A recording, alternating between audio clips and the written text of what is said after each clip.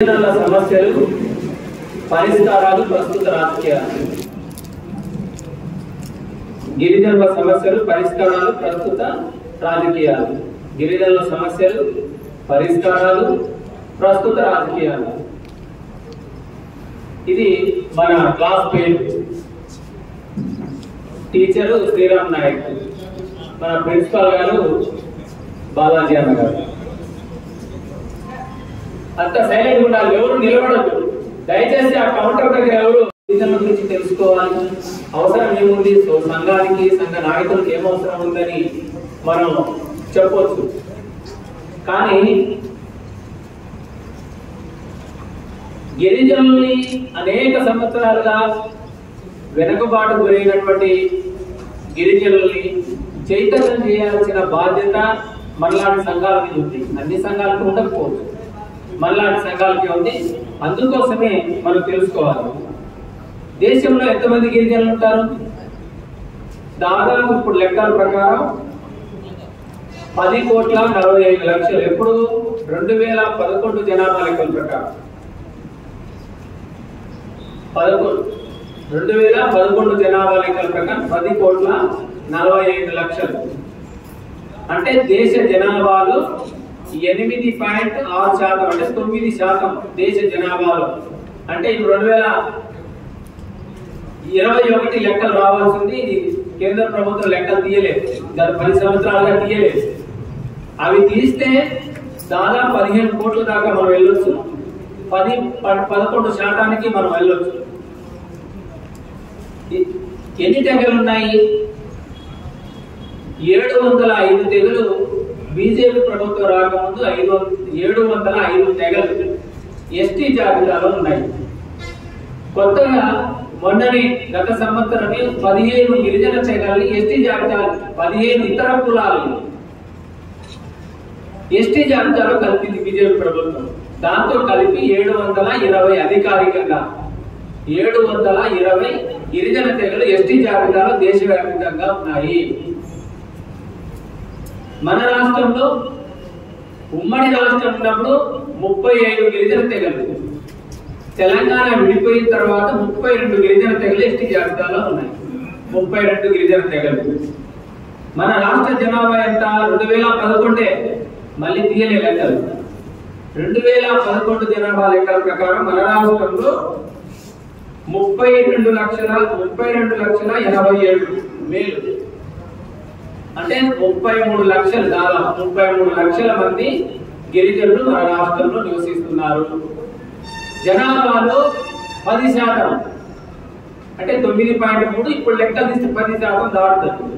అంటే 10% గిరిజన జనాభా మన రాష్ట్రంలో ఉన్నది. గిరిజన పురుషులు ఎంతమంది, స్త్రీలు ఎంతమంది, అది అవసరం. పురుషులు ఎంతమంది? ఇప్పుడు అక్షరాస్యత ఎంత? దేశ జనాభాలో అక్షరాస్యత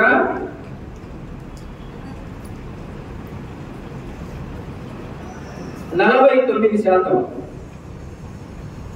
దేశంలో అక్షరాస్యత సంబంధించి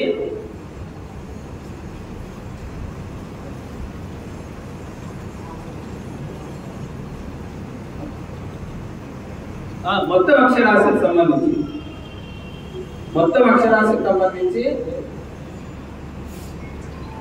రాష్ట్రంలో 49%. మొత్తం అంత అక్షర 66%. 66లో మన గిరిజన అక్షరాస్యత ఈ రాష్ట్రంలో 49% మాత్రమే ఉంది. ఇది మనం అర్థం చేసుకోవాలి. గిరిజనులు ఏ పేరుతో పిలుస్తారు? మనకు చాలా కన్ఫ్యూజ్ ఉంటారు చాలా మందికి. ఆదివాసీలు అంటారు, ట్రైబల్ అంటారు, గిరిజనులు అంటారు. ఈ మూడు ఏంటి? ప్రపంచంలో ఇండిజినియస్ పీపుల్ అంటారు. రాజ్యాంగంలో షెడ్యూల్డ్ ట్రైబ్, రాజ్యాంగంలో పొందుపరిచిన పేరు షెడ్యూల్డ్ ట్రైబ్, అంటే ఎస్టీ. రాజ్యాంగంలో పొందుపరిచిన పేరు షెడ్యూల్డ్ ట్రైబ్. ముందుగా ఇంగ్లీష్ లో ట్రైబ్ అంటారు, ట్రైబ్స్ అని.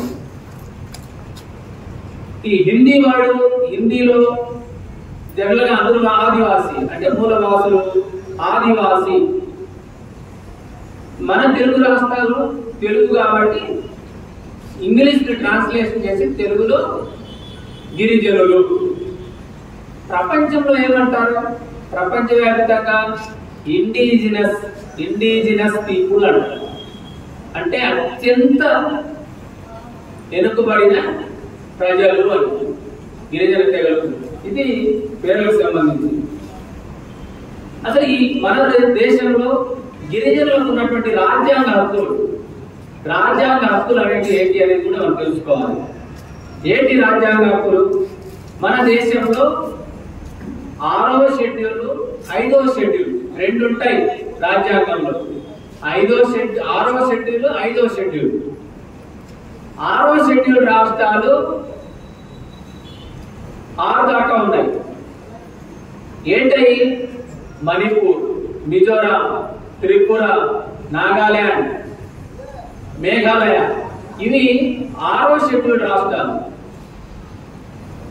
5వ షెడ్యూల్ రాష్ట్రాలు ఏంటి? రాసుకునే స్పీడ్గా రాసుకోవాలి. 5వ షెడ్యూల్ రాష్ట్రాలు ఏంటి?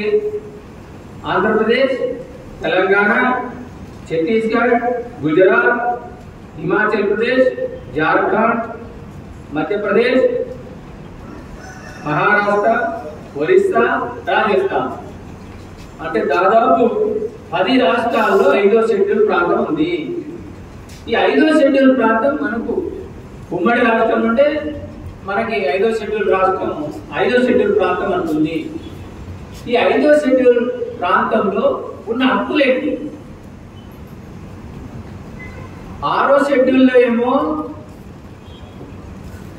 ఏమని పిలుస్తారు? రాష్ట్రంలోనే రాష్ట్రం. అంటే గిరిజనులకి పాలనా అధికారం, ప్రత్యేక అసెంబ్లీ ఉంటుంది 6వ షెడ్యూల్లో గిరిజనులకి. ఎవరు ఫోన్లో మాట్లాడదండి? ఫోన్లన్నీ సైలెంట్ లో పెట్టుకోండి. నా సైలెంట్ నాకు వస్తానే ఉంది చూడు.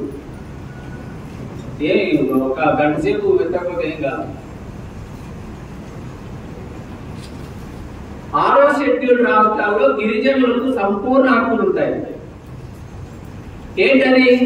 ప్రత్యేక అసెంబ్లీ ఉంటది, అటానమస్ కౌన్సిల్ ఉంటది.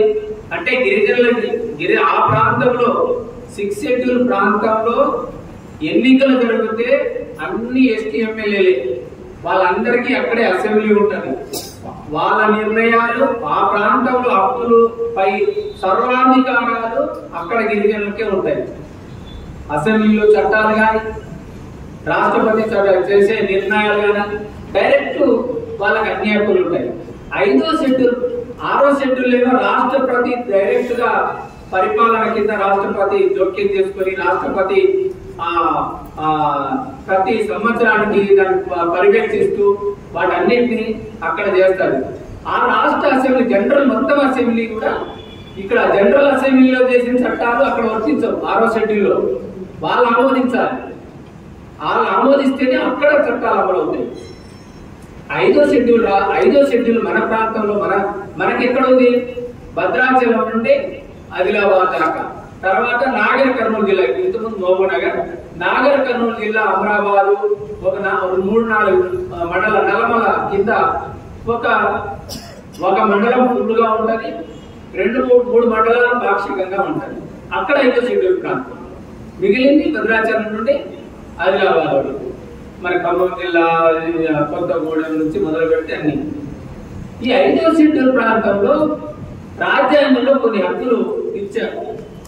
నేను 6వ షెడ్యూల్ గురించి ఎక్కువ చెప్పాను, ఎందుకంటే మనకి తెలుసుకోవడం తప్ప. మనకి ఇంకా 5వ షెడ్యూల్ ఉంది కాబట్టి ఎక్కువ తెలుసుకోవాల్సిన అవసరం మన మీద ఉంది. 5వ షెడ్యూల్ ప్రాంతం 170 చట్టం ఉంటుంది. 170 చట్టం ఏంటి? గిరిజనుల భూములు గిరిజనులు కాని వాళ్ళకి అమ్మకూడదు, వాళ్ళు కొనకూడదు. ఇది 1970 చట్టం. 170 అంటే 1970లో భూ బదలాయింపు నిషేధ చట్టం అనేది చట్టం చేశారు. అంటే ఏజెన్సీ ప్రాంతాల్లో గిరిజనులు చొరబడి వందల ఎకరాలు భూస్వాములు వీళ్ళందరూ వాళ్ళు స్వాధీనం చేసుకుంటున్నారు. అక్కడ గిరిజనులకి హక్కులు లేకుండా పోతున్నాయి భూమి మీద. అందుకోసం వాళ్ళకి ప్రత్యేకంగా గిరిజనులకి ఆ భూమి మీద హక్కు ఉండడం కోసం 1970లో ఈ చట్టం చేశారు. దాని ముందుగా 1/70 అని పిలుస్తాం. మరి 1/70 నాటి నుండి చట్టమైన కాడి నుంచి ఉమ్మడి రాష్ట్రం నుంచి ఇప్పటి వరకు అమలు తీరు ఎలా ఉంది అనేది మనం పరిశీలిస్తే, మనం నేను చెప్పిన లెక్కల ప్రకారం కాదు, కోనేరు రంగారావు ఒక కమిషన్ వేసింది ఉమ్మడి రాష్ట్రంలో. ఆ కమిషన్ లో చెప్పిన అంశాలు ఏంటంటే, దానికంటే ముందు గిరిగిలాని కమిటీ వేశారు. గిరిగిలాని కమిటీ అంటే మీ అందరికి తెలంగాణ రాష్ట్రం విడిపోయి ఎలా ఉండాలని వేశారు కదా.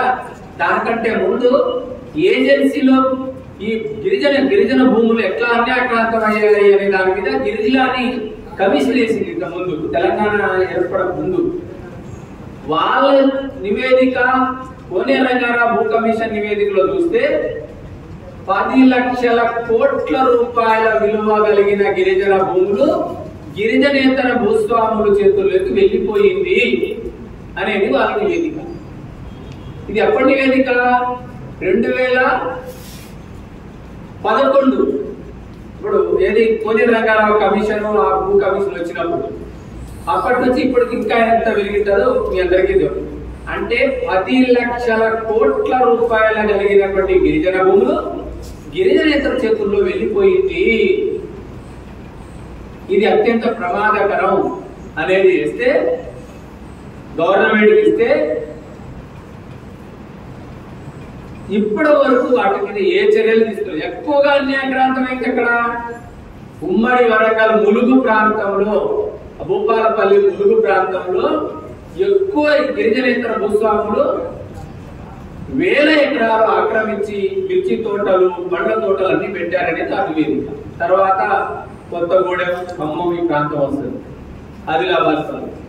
ఇప్పుడు ఈ 1/70 ఉంది కదా. ఇప్పుడు ఏజెన్సీ ప్రాంతంలో గిరిజనేతరులు 100 ఎకరాలు చట్టం ఉంది. చట్టం ఉన్నా కూడా ఎందుకు ఈరోజు పెద్ద పెద్ద, ఇప్పుడు భద్రాచలం లాంటి ఉదాహరణ చెప్తే, భద్రాచలం ప్రాంతం కానీ, ఏటూరు నాగారం కానీ, గుంటూరు కానీ ప్రాంతం చూస్తే పెద్ద పెద్ద లాడ్జీలు ఉంటాయి, హోటల్స్ ఉంటాయి. ఎట్లా కట్టుకున్న వాళ్ళు? చట్టం ఉంది కదా. ఎట్లా కట్టుకుంటారంటే బినామీలు, అధికారుల ఆలోచనలు, పెద్ద పెద్ద రియల్ ఎస్టేట్ వచ్చేసిన ఏజెన్సీ ప్రాంతంలో ఈ చట్టం ప్రకారం చేయడానికి లేదు, కట్టుకోవడానికి లేదు. కానీ ఈ ప్రభుత్వాలు ఈ చట్టాన్ని పూర్తిగా పొందలేక పెట్టి, ఈ చట్టాన్ని నిర్వీర్యం చేసి వందల ఎకరాలు ఈరోజు పట్టణ ప్రాంతాలలాగా కనిపిస్తాయి మనకి. ఏజెన్సీ ప్రాంతాల్లో పట్టణ ప్రాంతాలలాగా ఎవరు పర్మిషన్ ఇచ్చారు? ప్రభుత్వాలు. అందుకోసం నేను లోతుగా ఇంకా చాలా ఉన్నాయి, నేను గంటన్నర సబ్జెక్ట్ లో అవన్నీ చెప్పలేను. ఈ 1/70 అనేది గిరిజనులకి గుండెకాయ. అటువంటి చట్టం ఈరోజు పూర్తిగా నిర్వీర్యమైపోయి గిరిజనుల చేతుల్లో భూములు లేకుండా తిరిగి అటవీ భూములన్నింటినీ అన్యాక్రాంతం గిరిజనేతరులు త్వరబడి చేసేసి ఈరోజు గిరిజనులు అడవిని బలవంతంగా వదిలిపెట్టి జిల్లా ఎక్కడో పట్టణ ప్రాంతాలు, హైదరాబాద్ ఇతర ప్రాంతాల్లో వలసలు పోయి కొట్టుకుంటు కోసం బతకాల్సిన దుస్థితి వచ్చింది. ఇది మనం అర్థం చేసుకోవాలి. ఇది అత్యంత రాబోయే కాలంలో ఉన్న భూములు ఉంటాయా లేవా కూడా తెలవదు. ఇప్పుడు ఇంకోటి స్టెప్ ముందుకేసి ఇప్పుడు బీజేపీ ఏం చేస్తుందంటే, నేను తర్వాత చెప్తా 1/70 చెప్పేటప్పుడు, అంటే ఈ ప్రభుత్వాలే అసలు 1/70 ఎత్తేయాలి. అసలు షెడ్యూల్ ఎందుకు నేను తర్వాత చెప్తా, ఏం ప్రభుత్వం చెప్తుంది ఏంటి అని. ఇది 1/70 గురించి. ఇంకొకటి పెసా చట్టం. పెసా చట్టం అంటే Panchayati Raj extension scheduled area act, పెసా చట్టం. ఈ పెసాని గుర్తుపెట్టుకోండి అంతే మీరు. ఈ పెసా చట్టాన్ని రూల్స్ ప్రకారం ఏజెన్సీ ప్రాంతంలో ఏ ప్రభుత్వమైనా అడ్డగోలిగా పరిశ్రమలకి భూములు ఇవ్వడానికి కుదరదు. ప్రభుత్వాలు ఏజెన్సీలో పరిశ్రమలకు కానీ అభివృద్ధి పేరుతో ఇష్టానుసారంగా భూములు ఇవ్వడం కుదరదు. ఏం చేయాలి? మీరు ఒకవేళ అక్కడ పరిశ్రమలు పెట్టదలుచుకుంటే పిసా చట్టం ప్రకారం ఆ ప్రాంతంలో గిరిజనులు ఏజెన్సీ ప్రాంతంలో గ్రామ సభల అనుమతి తీసుకోవాలి, వాళ్ళ తీర్మానం ఉండాలి అని పీసా చట్టం చెప్తుంది. మరి ఎన్ని ప్రభుత్వాలు ఈరోజు ఏజెన్సీ ప్రాంతంలో పరిశ్రమలన్నీ పెడతా ఉన్నాయి, ఎన్ని ప్రభుత్వాలు గిరిజనులు అనుమతి తీసుకుంటున్నాయి. ఉదాహరణకి పోలవరం కట్టేటప్పుడు గిరిజన సంఘంగా అనేక పోరాటాలు చేశారు. ఏజెన్సీ ప్రాంతంలో 3 లక్షల మంది గిరిజనులు నిర్వాసితులవుతున్నారు. పిల్ల జల్ల భూమిని మొత్తం ఆస్తులన్నీ వదిలిపెట్టి నీళ్ళల్లో కారగర్భంలో కలిపి ఎక్కడికో కట్టాముట్టా చదువుకొని వెళ్లాల్సిన దుస్థితి వచ్చింది ఏజెన్సీ ప్రాంతంలో. ఏజెన్సీ ప్రాంతంలో ఉండాల్సేవంటి, మాకు హక్కులు ఉన్నాయి, రాజ్యాంగ హక్కులు, బయటికి పోతే హక్కులు ఉండవు, మా పరిస్థితి ఏంటని ఆ రోజు నుంచి పోరాడితే పెసా చట్టం మా అనుమతి తీసుకోవాలి పోలవరం కట్టేటప్పుడని అనేక ఉద్యోగాలు, రాజ్యాంగాలు, కేసులు, సుప్రీంకోర్టులు అన్ని తిరిగాను చేశారు. సుప్రీంకోర్టు చెప్పింది వాళ్ళ అనుమతి లేకుండా మీరు ఏ ప్రాజెక్టు కట్టడానికి లేదు. ఎక్కడ 1995 సుప్రీంకోర్టులో సమతా ఒక స్వచ్ఛంద సంస్థ ఎన్జిఓ సంస్థ సుప్రీంకోర్టులో కేసేస్తే ఏది విశాఖపట్నం అక్కడ గనులు తవ్వడానికి, బాక్సైట్ గనులు తవ్వడానికి వీలు లేదు అని సుప్రీంకోర్టులో సత్తా వేస్తే సుప్రీంకోర్టు కీలకమైన తీర్పు ఇచ్చింది. ప్రభుత్వం కూడా ప్రైవేటు సంస్థల ఏజెన్సీ ప్రాంతంలో మీరు వాళ్ళ అనుమతి లేకుండా మీరు ఇవ్వడానికి లేదని తీర్పిచ్చింది. చాలా సంవత్సరాల ప్రభుత్వం సాహసించలే, మళ్ళీ స్టార్ట్ అయింది. ఇది పెసా చట్టాన్ని కూడా ఈరోజు అమలు చేసే పరిస్థితి ప్రభుత్వాలు లేవు. ఇక వడ్డీ నియంత్రణ చట్టాలు ఇవన్నీ చాలా ఉన్నాయి, గిరిజనులుగా పాత చట్టాలన్నీ ఉన్నాయి. ఇంకొకటి ముఖ్యమైనది షెడ్యూల్ 6వ షెడ్యూల్ ప్రాంతంలో ప్రత్యేక అటానమస్ కౌన్సిల్ ఉంది. 5వ షెడ్యూల్ ప్రాంతంలో ఏంటి గిరిజనులకి పరిపాలనా సంస్థ TAC, tribal advisor council. Tribal advisor council అంటే గిరిజన ఎమ్మెల్యేలు, గిరిజన మంత్రులు, గిరిజన అధికారులు, ప్రభుత్వ ప్రధాన కార్యదర్శితో టిఎసి ట్రైబల్ అడ్వైజర్ గిరిజన ప్రాంతంలో ఈ రాష్ట్రంలో ఉన్న గిరిజనుల అభివృద్ధి, ఏజెన్సీ ప్రాంతంలో గిరిజన చట్టాలు హక్కుల్ని కాపాడే విషయంలో ఇది నిర్ణయించాలి, వీళ్ళ అనుమతి ఉండాలి, టిఎసి అనుమతి రాజ్యాంగం చెప్తుంది. కానీ టిఆర్ఎస్ ప్రభుత్వ అధికారంలోకి వచ్చిన 10 సంవత్సరాలు ఒక్కసారి జరిగింది. సంవత్సరాలు 2 సార్లు జరపాలి టిఎసి, ఒక్కసారి జరిగింది 10 సంవత్సరాల కాలంలో టిఎసి సమావేశమే జరగలేదు. ఎంత రాజ్యాంగం ఉందన్నా మన హక్కులు ఎవరు చేయాలి, వాళ్ళకు తోచిన తీర్మానాలు చేస్తున్నారు, తోచిన చట్టాలు అమలు చేసుకుంటూ పోతున్నారు ఏజెన్సీ ప్రాంతంలో. టిఎసి ఇప్పుడు అడ్వైజర్ కౌన్సిల్ పెట్టమంటున్నాము, కాంగ్రెస్ ప్రభుత్వం పెట్టట్లేదు. అందుకోసం టిఎసి అనేది చాలా కీలకమైంది మనకి గిరిజనుల హక్కుల విషయంలో, కాపాడే విషయంలో, గిరిజనుల అభివృద్ధి విషయంలో టిఎసి చాలా కీలకమైంది. అందుకోసం టిఎసి కూడా చాలా కీలకమైంది ఏజెన్సీ ప్రాంతాలు, గిరిజనులు ఇతర ప్రాంతాల్లో. దీనికి ఏజెన్సీ ప్రాంతం ఎమ్మెల్యే గిరిజన ఎమ్మెల్యేలు కదా, పైనాడు ప్రాంతంలో దేవరకొండ ఎస్టీ రిజర్వ్డ్ ఉన్నాయి కదా. ఇప్పుడు మా మహబూబాద్ ఏజెన్సీ కొద్దిగా ఉంది, డోర్నకల్ పూర్తి ఏజెన్సీలో లేదు, బయట ఉంది. గిరిజన ఎమ్మెల్యేలు అనే వాళ్ళంతా ఎస్టీ దీంట్లోకి వస్తారు టిఎస్సీలో. దీన్ని చాలా కీలకము, దీన్ని అమలు చేయించాల్సిన బాధ్యత మన మీద ఉంది. జీవో నెంబర్ 3 ఏజెన్సీ ప్రాంతంలో ముఖ్యమైన జీవో 2000లో దీన్ని రాష్ట్ర ప్రభుత్వం ఏం చేసింది, షెడ్యూల్ ప్రాంత హక్కుల్ని తీసుకొని ఏజెన్సీ ప్రాంతంలో గిరిజనేతలు టీచర్లుగా వచ్చి వాళ్ళకి పాఠాలు చెప్పే కంటే ఆ ఏజెన్సీ ప్రాంతంలో గిరిజన బిడ్డలే టీచర్లుగా ఉండి పాఠాలు చెప్తే ఎక్కువ ఫలితాలు ఉంటాయి, ఎక్కువ అక్షరాస్యత డెవలప్ అయ్యి విద్యార్థులకు ఉపాధి అంశాల్లో ఉపయోగం జరుగుతుందని జీవో నెంబర్ 3 100% రిజర్వేషన్ ఏజెన్సీ ప్రాంతంలో 100% రిజర్వేషన్ జీవో నెంబర్ 3 ద్వారా ఏజెన్సీ ప్రాంతంలో అమలు వచ్చింది 2000 నుంచి ఇప్పటి వరకు. దీన్ని అగ్రకులాల వాళ్ళు ఏజెన్సీ ప్రాంతంలో ఈ జీవో నెంబర్ 3 100% ఎట్లా ఇస్తారు ప్రాంతంలో, షెడ్యూల్ ప్రాంతంలో దీన్ని రద్దు చేయాలని సుప్రీంకోర్టులో కేసు, హైకోర్టులో వేస్తే హైకోర్టు ఒప్పుకోలేదు, సుప్రీంకోర్టులో కేసు వేశారు. వేస్తే సుప్రీంకోర్టు మొన్ననే పోయిన సంవత్సరం ఇది చెల్లదు జీవో నెంబర్ 3 దీన్ని కొట్టేయాలి అని తీర్పిచ్చింది సుప్రీంకోర్టు. దీనికి కారణం ఏంటి? ప్రభుత్వాలు ఏం చేశారు తెలుసా? తెలివిగా జీవో నెంబర్ 3 బలమైన లాయర్లను పెట్టి కౌంటర్ అఫిడవిట్లు వేసి కౌంటర్ వాదనలు చేసి గట్టిగా జీవో నెంబర్ 3 రాజ్యాంగ హక్కుల ప్రకారమే మేము చేసాం. జీవో నెంబర్ 3 గిరిజనులు చాలా వెనుకబడ్డారు ఏజెన్సీ ప్రాంతాల్లో, వాళ్ళకి హక్కులు విద్యా ఉద్యోగ రంగాల్లో 100% రిజర్వేషన్ ఇవ్వడం వల్లనే వాళ్ళకి ఉపయోగం జరుగుతుందని వాదించలేదు ప్రభుత్వాలు. ఎవరు ఒత్తిడి? గిరిజనేతల ఒత్తిడి వల్ల. అందుకే సుప్రీంకోర్టులో కేసు కొట్టుమని వీళ్ళు ప్రభుత్వాలు వాదింపులు గ్యాప్ కొట్టేశారు. జీవో నెంబర్ 3 పోయింది. ఇప్పుడు ఏజెన్సీ ప్రాంతాలు మొన్ననే టీచర్ పోస్టులు ప్రమోషన్లు అన్ని చేస్తే జీవో నెంబర్ 3 లేదు కాబట్టి మేము ఎవరినైనా టీచర్లుగా ఎంపిక చేస్తామని వాళ్ళు టీచర్లుగా చేస్తా ఉన్నారు. ఇది జీవో నెంబర్ 3. ఇంకో ముఖ్యమైన చట్టం ఉంది మనకి ఏజెన్సీ ప్రాంతం కాదు. అడుగులు ఎక్కడ ఉంటే ఎక్కడ ఈ చట్టం అమలవుతుంది. అడుగులు ఎక్కడ ఉంటే ఎక్కడ చట్టం అమలవుతుంది. ఈ చట్టం ముఖ్యంగా వామపక్ష పార్టీ, ముఖ్యంగా మన సంఘం బృందాకరపు మిడియం బాబురావు గారు కొట్లాడి దేశవ్యాప్తంగా సిపిఎం పార్టీ వామపక్షాలు కొట్లాడి తరతరాలుగా ఏజెన్సీ అటవీ ప్రాంతాల్లో గిరిజనులు భూముల్ని సాగు చేస్తున్నారు. వాళ్ళకి ఎటువంటి హక్కు పత్రాలు లేవు, కాగితాలు లేవు. అటవీ అధికారులు దాడులు చేస్తా ఉన్నారు, భూములు లాక్కుంటున్నారు, మనోవేదన పడుతున్నారు తరతరాలుగా.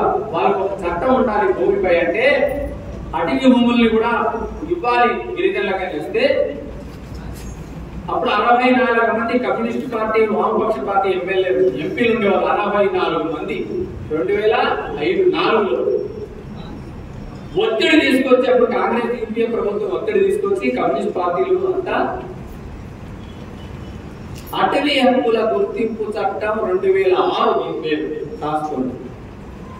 అటవీ హక్కుల గుర్తింపు చట్టం 2006. ఈ చట్టం ఏం చెప్తుంది? 2005 డిసెంబర్ 13 కంటే ముందు గుర్తుపెట్టి రాసుకోండి మీరు ఉద్యమ నాయకులు. 2005 డిసెంబర్ 13 కంటే ముందు ఎవరైతే పోడు భూములు అంటే అటవీ భూములు, ఎవరైతే అటవీ భూముల్ని పోడు భూముల్ని సాగు చేస్తున్నారో వాళ్ళందరికీ హక్కు పత్రాలు ఇవ్వాలి. ఎన్ని ఎకరాలు ఇవ్వాలి? 10 ఎకరాలలో ఇవ్వాలి వాళ్ళకి. నేను 6 ఎకరాలు సాగు చేస్తున్నాను, ఆ డేట్ కంటే ముందు వాళ్ళకి ఇచ్చేయాలి. నేను 9 ఎకరాలు 10 ఎకరాల వరకు నేను సాగు చేస్తున్న ఆధారాలు చూపించాలి, వాళ్ళకి హక్కులు ఇవ్వాలి. ఈ ఆధారాలు ఎట్లా చూపించాలి? చాలా లోతైన సబ్జెక్ట్, ప్రత్యేకంగా తెలుస్తుంది. 2 విషయాలు.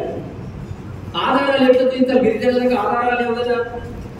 అప్పుడు ఫారెస్ట్ అధికారులను ఆమె పెట్టి కేసులు లేవు కదా.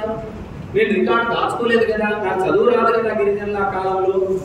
నేను 2005 డిసెంబర్ 13 కంటే ముందు నేను భూమిలో అటవీ భూమి పోడు భూమి మీద సాగు చేస్తున్నట్టు ఆధారాలు లేవు కదా.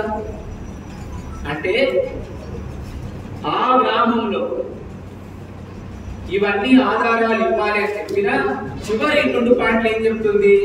నీ దగ్గర రికార్డు పూర్వకంగా ఆధారాలు లేకపోయినా ఆ దండ ఆ గూడెం పెద్ద మనుషులు ఒక తీర్మానం కమిటీ చేస్తారు. అటవీ హక్కుల గుర్తింపు చట్టం గ్రామ కమిటీ ఉంటుంది. ఆ గ్రామ కమిటీ తీర్మానం చేస్తే గ్రామ కమిటీలో దరఖాస్తు ఇచ్చేటప్పుడు ఆ గ్రామంలో పెద్దలు తీర్మానం ఫలానా శ్రీరామ్ నాయకు ఆ తండాలో ఫలానా ఎర్రగుట్ట కింద ఫలానా భూమిని 2005 కంటే ముందు వాళ్ళ తాత వాళ్ళ ల్యాండ్ సాగు చేస్తున్నాడని వాళ్ళ డిక్లరేషన్ వాళ్ళ పెద్దలు ఇస్తే ఆ డిక్లరేషన్ ని నీ దగ్గర ఉన్నటువంటి ఆధారాలని గ్రామ కమిటీకి ఇస్తే ఆ గ్రామ కమిటీ పరిశీలన చేసి శ్రీరామ్ నాయక్ చేస్తున్నాడని వాస్తవం చేసి పైకి పంపి అది సబ్ డివిజన్ కావాలి జిల్లాలలో పంపి అది రాజకీయాలు చేస్తుంది. ఇది అమలు కావాలని ఈ చట్టం తీసుకొచ్చింది మనం వామపక్ష పార్టీ, ముఖ్యంగా గిరిజన సంఘం. ఈ రాష్ట్రంలో ఈ చట్టం మీద ఎవ్వరు ఆదివాసీ సంఘాలు, కుటుంబ సంఘాలు, లంబాడి సంఘాలు, విరవీగే సంఘాలు కూడా ఈ చట్టం మీద అవగాహన లేదు. ఈ చట్టం కావాలని పోరాటం చేయలేదు. ఏకైక సంఘం ఆనాడు ఆంధ్రప్రదేశ్ గిరిజన సంఘం. ఈ ఉమ్మడి రాష్ట్రంలో ఢిల్లీ ఆదివాసీ అధికార రాష్ట్రీయ మంచు ఢిల్లీ స్థాయిలో బృందాకర్ నాయకత్వంలో, బాబురావు గారి నాయకత్వంలో కొట్లాడి సాధించుకున్నాం. దీన్ని అమలు చేయించడం కూడా ఛాలెంజ్ గా చేశాం. ఉమ్మడి రాష్ట్రంలో 25 లక్షల ఎకరాలు ఉమ్మడి రాష్ట్రంలో ఈ 3 సాగు చేస్తున్నారని తేలింది. కొట్లాడితే ఇది 3.5 లక్షల ఎకరాలు ఇచ్చారు రాజశేఖర రెడ్డి ప్రభుత్వం. 3.5 లక్షల ఎకరాలు కాదు, తెలంగాణ లెక్క చెప్తున్నాను, ఉమ్మడి రాష్ట్రం లెక్క మళ్ళీ కన్ఫ్యూజ్ అయితే మొత్తం 25 లక్షలు ఉమ్మడి రాష్ట్రంలో. తెలంగాణలో 11-13 లక్షల ఎకరాల మీద సాగు చేస్తున్నట్టు తేలింది. ఈ 13 లక్షల ఎకరాల్లో 13 లక్షల ఎకరాల్లో కేవలం 3.5 లక్షల ఎకరాలు రాజశేఖర రెడ్డి ఇచ్చాడు. తెలంగాణ ఏర్పడిన తర్వాత కొట్లాడంగా మన కేసీఆర్ గారు 1 ఎకరా కూడా ఇవ్వని అని చెప్పిన కేసీఆర్ గారితో మెడలు వచ్చి 2001లో మీరంతా చూశారు. ఆదిలాబాద్ నుంచి భద్రాచలం నుంచి ఆదిలాబాద్ వరకు, ఖమ్మం నుంచి వనపర్తి, ఈ నల్లమల కృష్ణ బెల్ట్ మొత్తం రోడ్డు దిగ్బంధనాలు చేశారు. అన్ని పార్టీలు గిరిజన సంఘాన్ని కలుపుకొని జేఏసీగా ఏర్పడి కోదండరాము, కమ్రేని గారు, అదేవిధంగా చాడా గారు అందరూ కమ్యూనిస్ట్ పార్టీ చేశారు. కాంగ్రెస్ కూడా రేవంత్ రెడ్డి గారు కూడా భద్రాచలంలో, సీతక్క అందరూ దాన్ని కోఆర్డినేషన్ ఎవరు చేశారు? తెలంగాణ గిరిజన సంఘం చేసింది. అంత పెద్ద పార్టీలు సంఘాన్ని కోఆర్డినేషన్ చేసింది ఎవరు? తెలంగాణ గిరిజన సంఘం చేసింది. కొట్లాడి ఈరోజు కేసీఆర్ 4.5 లక్షల ఎకరాల మీద హక్కులు ఇచ్చే విధంగా కేసీఆర్ మెడలో వంచి సాధించాము. మనోడు చెప్తాడు నిర్మాణ క్లాసులో లోతుగా వెళ్ళాడు. అందుకోసం ఈ అటవీ హక్కుల గుర్తింపు చట్టం అమలు విషయంలో ఇంకా అయిపోలేదు. ఇంకా 4 లక్షల ఎకరాలు పెండింగ్ లో ఉన్నాయి. చూస్తున్నారు అక్కడక్కడ ఆత్మహత్యలు జరుగుతున్నాయి, దాడులు జరుగుతున్నాయి. వర్షాకాల సీజన్ స్టార్ట్ అయితే దాడులు ఇంకా అయిపోలేదు. ఈ కాంగ్రెస్ ప్రభుత్వం వాగ్దానం ఇచ్చింది, మేము అధికారంలోకి వస్తే మిగిలిన పొడవులన్నింటికి పత్రాలు ఇస్తామని. అదే అడుగుతున్నాను. అది అటవీ హక్కుల గుర్తింపు చట్టం అనేది కూడా మన నాయకులు చాలా కీలకం. ఇది ముఖ్యంగా ఏజెన్సీ ఖమ్మం, కొత్తగూడెం, ఈ ఆదిలాబాద్, ములుగు ఏరియాలో మన గిరిజన సంఘం నాయకులకి చాలా ముఖ్యమని నేను చెప్తా ఉన్నాను. ఇది ఏజెన్సీ చట్టాలకు సంబంధించి ఇంకా చిన్న అటెండర్లు, వాటిలో ఇంట్లో చిన్న జీవోలు ఉన్నాయి. వాటి ఎట్లా జీవో నెంబర్ 3 వాటికి సంబంధించి అట్లాంటివి చిన్న ఉన్నాయి. అవి లోతుగా తర్వాత ముఖ్యమైన రిజర్వేషన్, గిరిజనుల రిజర్వేషన్ ఏజెన్సీనే కాదు. ఇక్కడ ఏజెన్సీ అంటే 5వ షెడ్యూల్ ప్రాంతం మన రాష్ట్రంలో. ఇక్కడ మీరు గుర్తుపెట్టుకోవాలి, ఏజెన్సీలో ఏజెన్సీ గిరిజనులు, మైదాన ప్రాంతంలో మైదాన ప్రాంత గిరిజనులు, 2 రకాల మనకి గిరిజనులు ఉన్నారు మన రాష్ట్రంలో. మైదాన ప్రాంతంలో గిరిజనులకి కొన్ని హక్కులు ఉన్నాయి. ఏజెన్సీ ప్రాంతంలో గిరిజనులకి నేను ఇందాక చెప్పిన హక్కులన్నీ వర్తిస్తాయి. తర్వాత నేను కొన్ని గిరిజన తెగల మధ్య కలిసిన తర్వాత చెప్తాను, అప్పుడు మీకు క్లారిఫై అయింది. ఇప్పుడు తర్వాత ఏజెన్సీ హక్కు తర్వాత ముఖ్యమైన మన రాష్ట్రంలో అంతా గిరిజనులు వర్తించేటివి రిజర్వేషన్. ఈ రిజర్వేషన్లు తెలంగాణ ఏర్పడిన తర్వాత తెలంగాణ కంటే ముందు మన ఎంత పర్సెంట్ 6% రిజర్వేషన్ అమలైంది ఉమ్మడి రాష్ట్రంలో. 6%. తెలంగాణ ఏర్పడిన తర్వాత మన జనాభా ఎంత 10% పోయింది.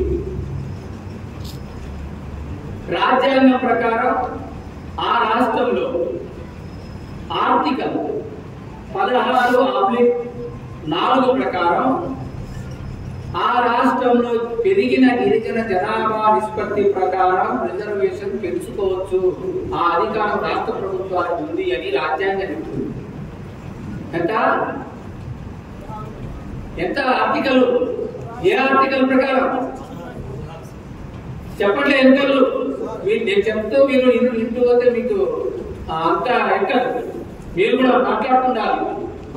ఆర్టికల్ 16(4) ప్రకారం రాష్ట్ర ప్రభుత్వానికి పెరిగిన గిరిజన జనాభా నిష్పత్తి ప్రకారం రిజర్వేషన్ పెంచే హక్కు ఉంది.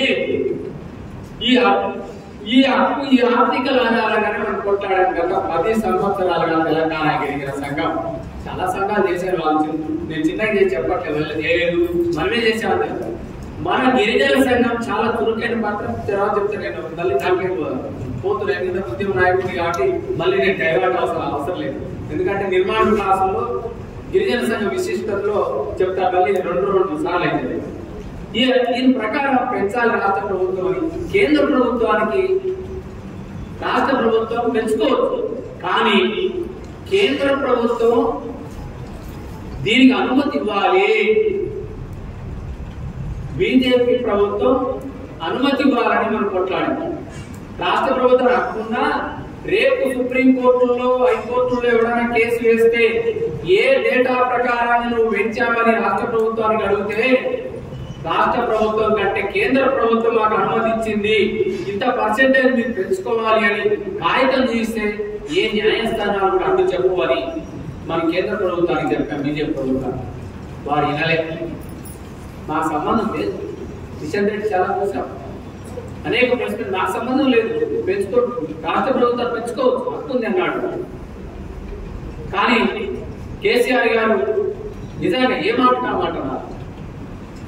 మన పోరాటం వల్ల పోరాటం జరుగుతుంది ఉధృతంగా, ధర్నాలు రాష్ట్ర రోగులు ప్రత్యేకం జరుగుతుంది, ఎన్నికలు రాబోతున్నాయి, నేను డిఫెన్స్ లో పడతానని చెప్పి ఆర్టికల్ 16(4) ప్రకారం 10% 10% రిజర్వేషన్ పెంచారు. ప్రభుత్వం అనుమతి ఇవ్వలేదు, అయినా కేసీఆర్ గారు పెంచారు. సంతోషించాల్సింది, ఏదైనా అమలు చేసినప్పుడు సంతోషించాల్సింది. కేంద్ర ప్రభుత్వం మాత్రం రిజర్వేషన్లని గిరిజన రిజర్వేషన్లు పెంచడానికి తీవ్రమైన ఆటంకాలు సృష్టించింది. తీవ్రమైన ఆటంకాలు పెంచనీయకుండా కోర్టులో కేసేశారు. అయినా మన పోరాటం వల్ల ఆ రోజు రిజర్వేషన్ పెంచుకున్నాం. కోర్టులో కేసేశారు. మీరు చూస్తుంటారు స్టేట్మెంట్ ఎవడో కోర్టులో ఎన్నికలు స్థానిక సంస్థలు ఎన్నికలు జరుగుతాయి. దాంట్లో సుప్రీంకోర్టు 1995 ఇంద్రసహాని కేసులో ఏం చెప్పింది? 50% ఆ రాష్ట్రంలో రిజర్వేషన్, ఏ రాష్ట్రమైనా 50% రిజర్వేషన్ దాటడానికి లేదు అని సీలింగ్ విధించింది. ఇప్పుడు 50% మరి దాటిపోయింది. మరి ఎవరు తగ్గియాలి? అందుకోసం గిరిజనులు ఎట్లా పెంచారు, ఏ బేసిక్ ప్రకారం చేశారు, నోటీస్ ఇచ్చారు. ఏం ఇవ్వలేదు. సరే, న్యాయస్థానాలు ఏమైనా చేసుకోరు. సుప్రీంకోర్టు సీలింగ్ ఉండడం పెట్టింది వాస్తవమే, కానీ సీలింగ్ దాటకూడదని కాదు. ఇది అర్థం చేసుకోవాలి అందరూ. దాటకూడదని కాదు.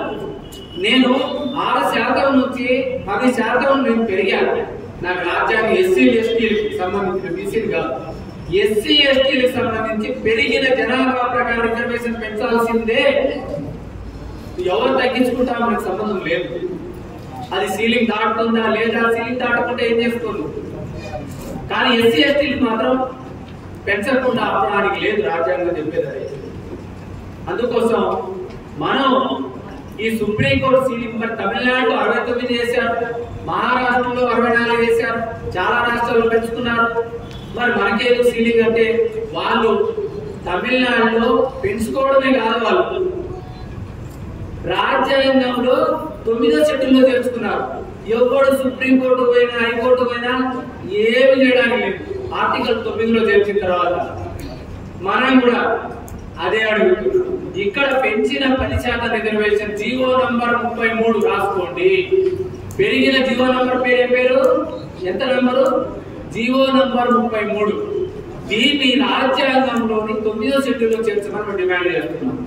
అప్పుడు హైకోర్టులో కేసు వేసుకున్నా ఏం కాదు, సుప్రీంకోర్టులో కేసు వేసుకున్నా ఏం కాదు, ఎవరు ఉండడానికి లేదు. అది కేంద్రంలో బీజేపీ ప్రభుత్వానికి మనం అడగాలి, పోరాటం చేయాలి రాబోయే కాలం.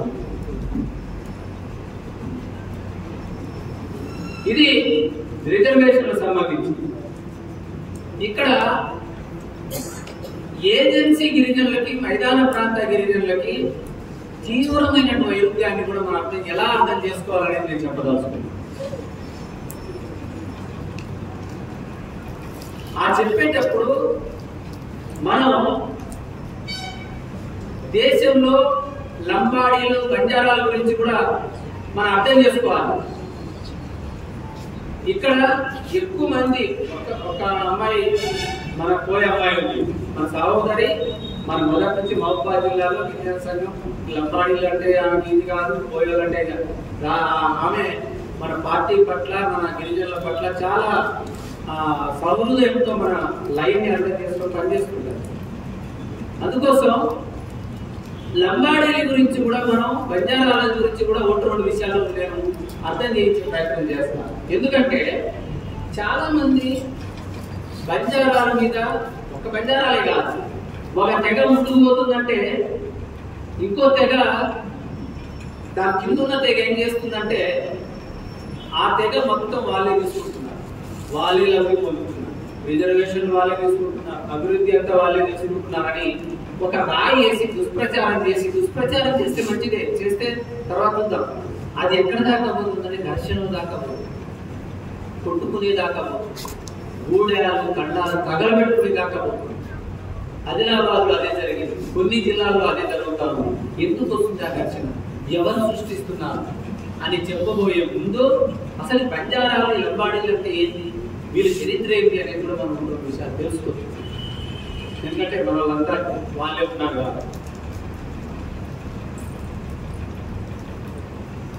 ఇప్పుడు ఈ లంబాడీలు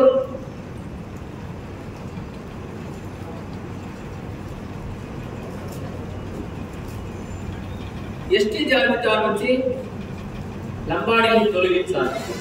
ఇది మనం చిన్నపిల్లల నుంచి ఉంటున్నాం, చాలా సీనియర్స్ ఉంటారు.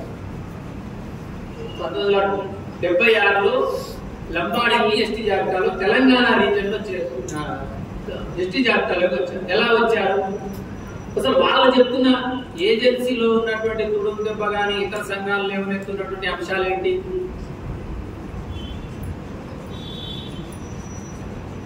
లంబాడీలు 1976లో దొడ్డిదారున ఎస్టీ జాబితాలో వచ్చారు, దొడ్డిదారిన ఎస్టీ జాబితాలో చేర్చారు. రెండో ఆరోపణ ఏంటి, వీళ్ళు రాజస్థాన్ ఆ ప్రాంతం నుంచి వలస వచ్చారు. నిజమేనా ఇది వాస్తవాలు కాదు. 1976లో దొడ్డిదారున ఎస్టీ జాబితాలో చేర్చలేదు. అందరూ బాగా వినండి, రాసుకోకుండా దొడ్డిదారున చేర్చలేదు. చేర్చడం కూడా కాదు, ఏం చేశారు, అప్పటికే ఆంధ్ర రీజన్ 56లో మొత్తం ఆంధ్ర, నిజాం ప్రాంతం, ఆంధ్ర ప్రాంతం రాష్ట్రంగా ఏర్పడిన తర్వాత ఆంధ్ర ప్రాంతంలో అప్పటికే బ్రిటిష్ పీరియడ్ నుంచే ఈ లంబాడీలు కూడా సంచేది క్రిమినల్ ట్రైబ్స్ గా చెప్తూ పేరు డిఎన్టీ గా క్రిమినల్ ట్రైబ్స్ గా బ్రిటిష్ కాలం నుంచి వస్తున్నాయి ఇక్కడ లంబాడీలు. అక్కడ సుగాలి, ఆంధ్ర ప్రాంతంలో సుగాలిని 1954 మొదటి లిస్ట్ లోనే ఎస్టీలో ఉన్నారు, ఎస్టీ జాబితా 1954లో మొదటి లిస్టు, 56లో ఆమోదం పొందిన తర్వాత సుగాలిని ఎస్టీ జాబితాలో చేర్చబడ్డారు. సేమ్ సుగాలీలు, లంబాడీలు సేమ్ పేరు ఒక్కటే చేంజ్. అసలు సుగాలి దేశంలో ఒక 18-20 రకాల బంజారాలకి పేర్లతో పిలుస్తారు. కర్ణాటకలో ఎస్సీ జాబితాలో ఉన్నారు, వాళ్ళ ఎస్సీ జాబితాలో లబాణి అంటారు, వనజారా. దాదాపు మీకు ఆ పేర్లు తర్వాత ఎప్పుడైనా ఫ్రీగా ఎక్కువ సమయం ఉన్నట్టు చెప్పుకోవచ్చు. అట్లా అక్కడ సుగాలి, ఇక్కడ లంబాడి, కొన్ని రాష్ట్రాల్లో వేరే పేర్లు ఉన్నాయి.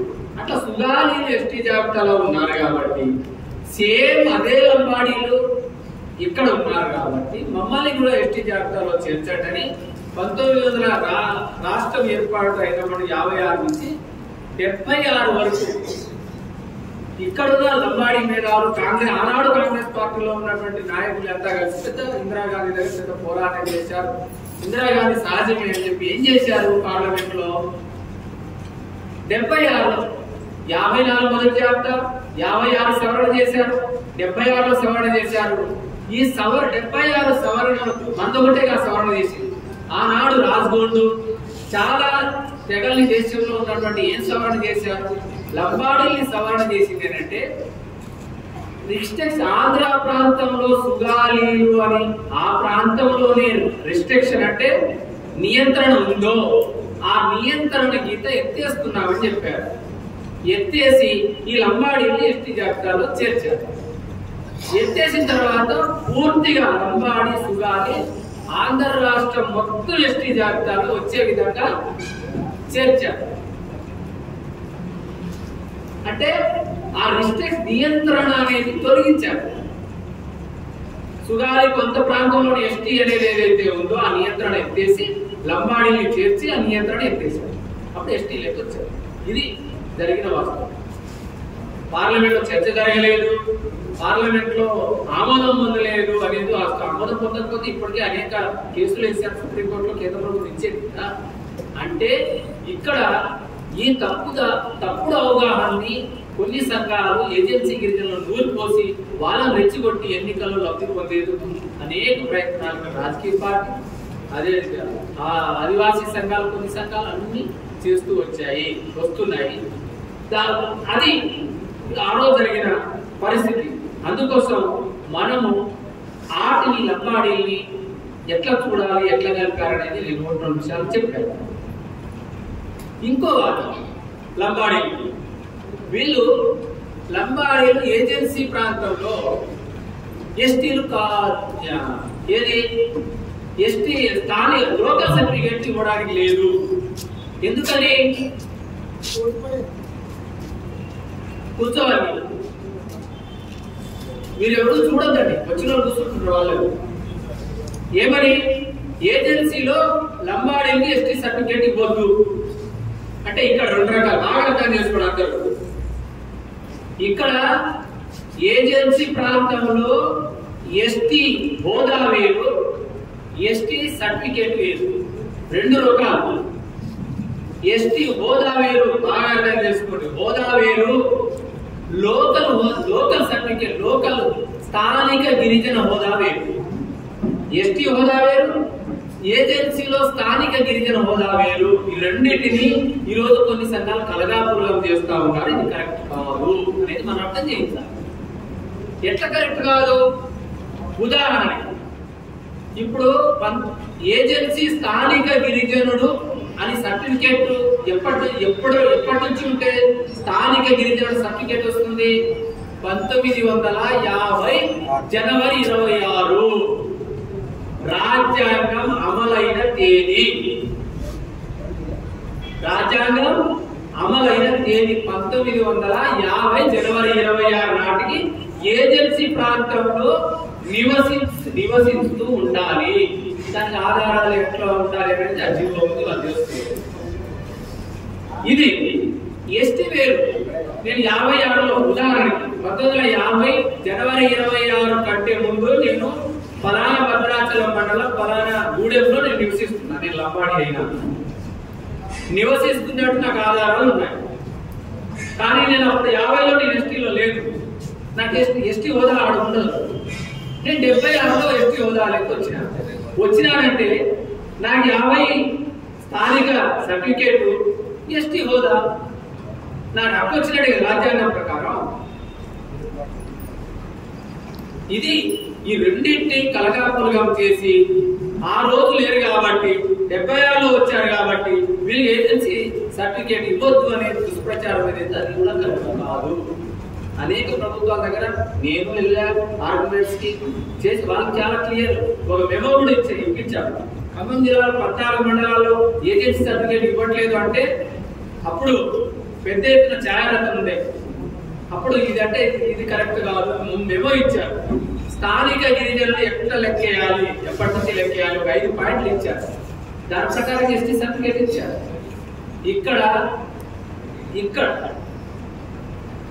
ఇక్కడ జరుగుతున్నది కూడా మనం అర్థం పొరపాటు అంటే పొరపాటుని మనం ప్రతి ఒక్కరు గమనించాలి. మైదాన ప్రాంతంలో ఉన్న లంబాడి గాని ఇతర తెగలు గాని ఏజెన్సీ ప్రాంతంలో వెళుతున్నది అక్కడక్కడ వాస్తవం. దీన్ని మనం గిరిజన సంఘంగా ఎట్టి పరిస్థితులు అంగీకరించే ప్రసక్తి లేదు. మైదాన ప్రాంతంలో ఉన్న గిరిజనుడు ఏజెన్సీ ప్రాంతంలో ఎస్టీ సర్టిఫికేట్ తీసుకొని అక్కడ హక్కులు పొందుతామంటే మనం అంగీకరించాము. ఏజెన్సీ ప్రాంతంలో 1950 జనవరి 26 నాటికి మీరు అక్కడ ఉన్నట్టు మీ తాత ముత్తాతలు ఉంటే మీ సర్వ హక్కులు వస్తాయి. ఏ తెగైనా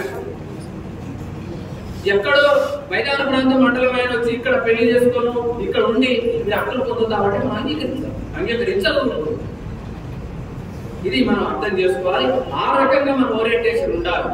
ఇక్కడ ఏం జరుగుతున్నాయి తుడుము దెబ్బలు కూడా చాలా కేసుల్లో నేను చూశాను.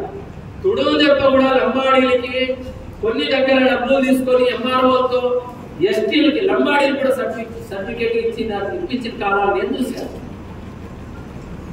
ఇది వాళ్ళే ఇప్పిస్తారు, వాళ్ళే అనుభవం, వాళ్ళే చేస్తారు, అన్ని చేస్తారు.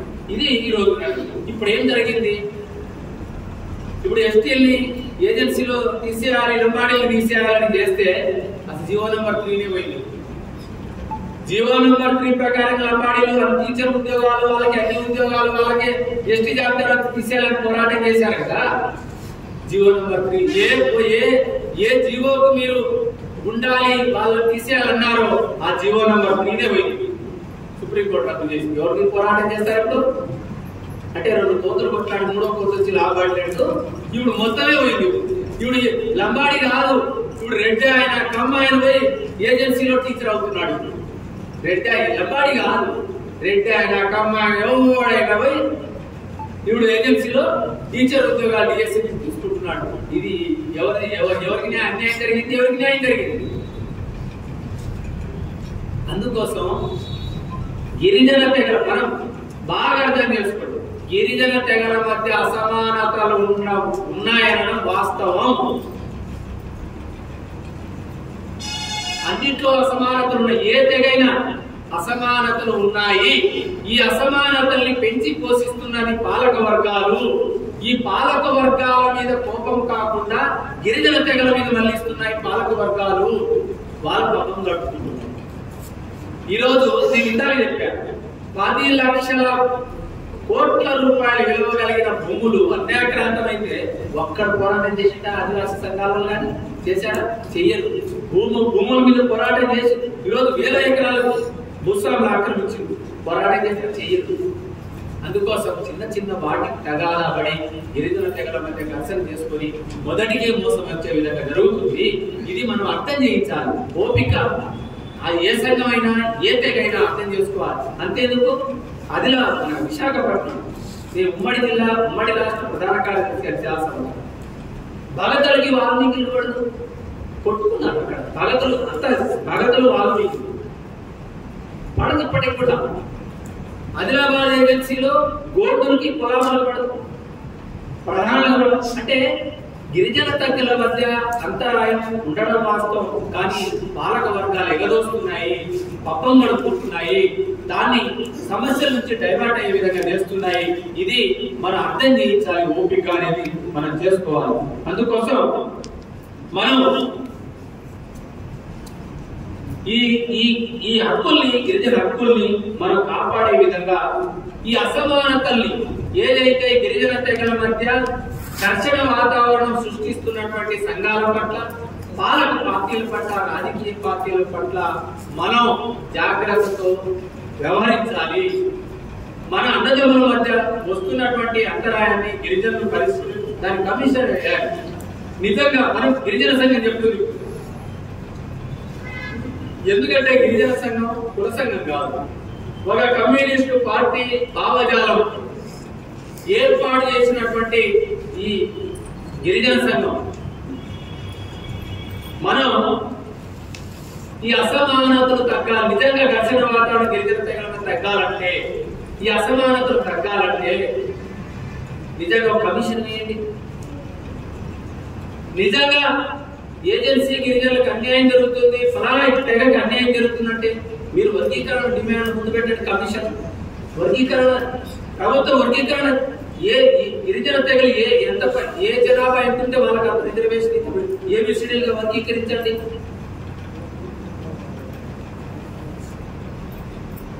చేద్దాం. అది ఎవరు వాటా ఎంతుంటే వాళ్ళు తీసుకుందాం వర్గీకరణ చేసి. అది గిరిజన సంఘం అభిప్రాయం. గిరిజన సంఘం అవగాహన, వర్గీకరణ. మీరు నిజంగా గవర్నమెంట్ ఒక కమిషన్ వేయండి, అట్లా వదిలిపెట్టి మొత్తమే తీసేయాలి వీళ్ళని అంటే ఏ రాజ్యాంగం ఒప్పుకోదు. కలిపిన తర్వాత తీసేయడం అనేది ఈ భారతదేశంలో ఎక్కడ సాధ్యపడదు. రాజస్థాన్ లో మీనా తెగ అర్థమైంది ఉంటుంది, కలెక్టర్లు మీనా అని ఉంటారు. ఇప్పుడు కాదు, మనం జమానా 50 సంవత్సరాలు, మన 20-30 సంవత్సరాల నుంచి ఇస్తున్నాం మీనా. అత్యంత ధనిక తెగ రాజస్థాన్ లో మీనా ట్రైబ్ వాళ్ళు. ట్రైబ్ అక్కడ బిల్లులు ఉన్నారు, బిల్ రాజస్థాన్ అత్యంత వెనుకబాటు. మరి మీనాలను తీసేయమని అనేక ఆంధ్రం అక్కడ తీసేసుకున్నారా? అందుకని రాజ్యాంగంలో అనేక ప్రాసెస్ ఉంటది. ఎవరిని కలపాలి, ఎవరిని తీసేయాలి, అది మన సంఘాల పని కాదు. అది ప్రభుత్వాలు నిజంగా డిమాండ్ పెట్టి వాళ్ళని మీరు చేయాలి. ఆ రకంగా మీరు చేయమని మనం సంఘాలకు చెప్తున్నాం. ఈ అంతరాయాన్ని తగ్గించడం నిజంగా ప్రభుత్వాలకు కమిషన్ ఇచ్చి ఎవరు ఎంత పర్సెంటేజ్, ఎవరికి ఎంత న్యాయం జరగాలో జరిగే విధంగా మీరు వర్గీకరణ పద్ధతుల్లో ప్రభుత్వం ముందు పెట్టండి. దానికి గిరిజన సంఘాలను నిలబడి వాళ్ళ ఆమోదం తీసుకోండి. వర్గీకరణ మేము చేస్తున్నామని ప్రభుత్వం మీరు పెట్టండి, అన్ని సంఘాల అభిప్రాయం తీసుకోండి. అట్లా సామరస్యపూర్వకంగా చేయాలి. ఇది అనేది మనం అవగాహన అనేది మనం చెప్తాము. అంటే ఇక్కడ పాలక వర్గాలకి అటువైపు వెళ్ళడానికి, గిరిజన తెగల మధ్య సామరస్యం తీసుకురావడానికి వాళ్ళ అవకాశం ఉండదు. ఎప్పుడు నిరంతర ఘర్షణ ఉండాలి. ఏజెన్సీ ప్రాంతాల్లో దోపిడీ చేయాలి. ఏజెన్సీ ప్రాంతాల్లో లాడ్జీలు కట్టుకోవాలి, హోటళ్లు కట్టుకోవాలి, ఆ భూములు దోచుకోవాలి, గిరిజన భూముల్ని. ఆలోచన తప్ప గిరిజన తెగల మధ్య ఘర్షణ వాతావరణం లేకుండా చూసే పరిస్థితి లేదు. అందుకోసం మనం ఆ విధంగా అర్థం చేయించేందుకు ప్రయత్నం చేయాలి. అసలు గిరిజన తెగలు ఈ అసమానత రావడానికి ప్రధాన కారణం ఎక్కడొస్తుందంటే ఉపాధి లేకపోవడం, ఉద్యోగాలు లేకపోవడం, ఆర్థికంగా వెనుకబాటుకు గురి కావడం.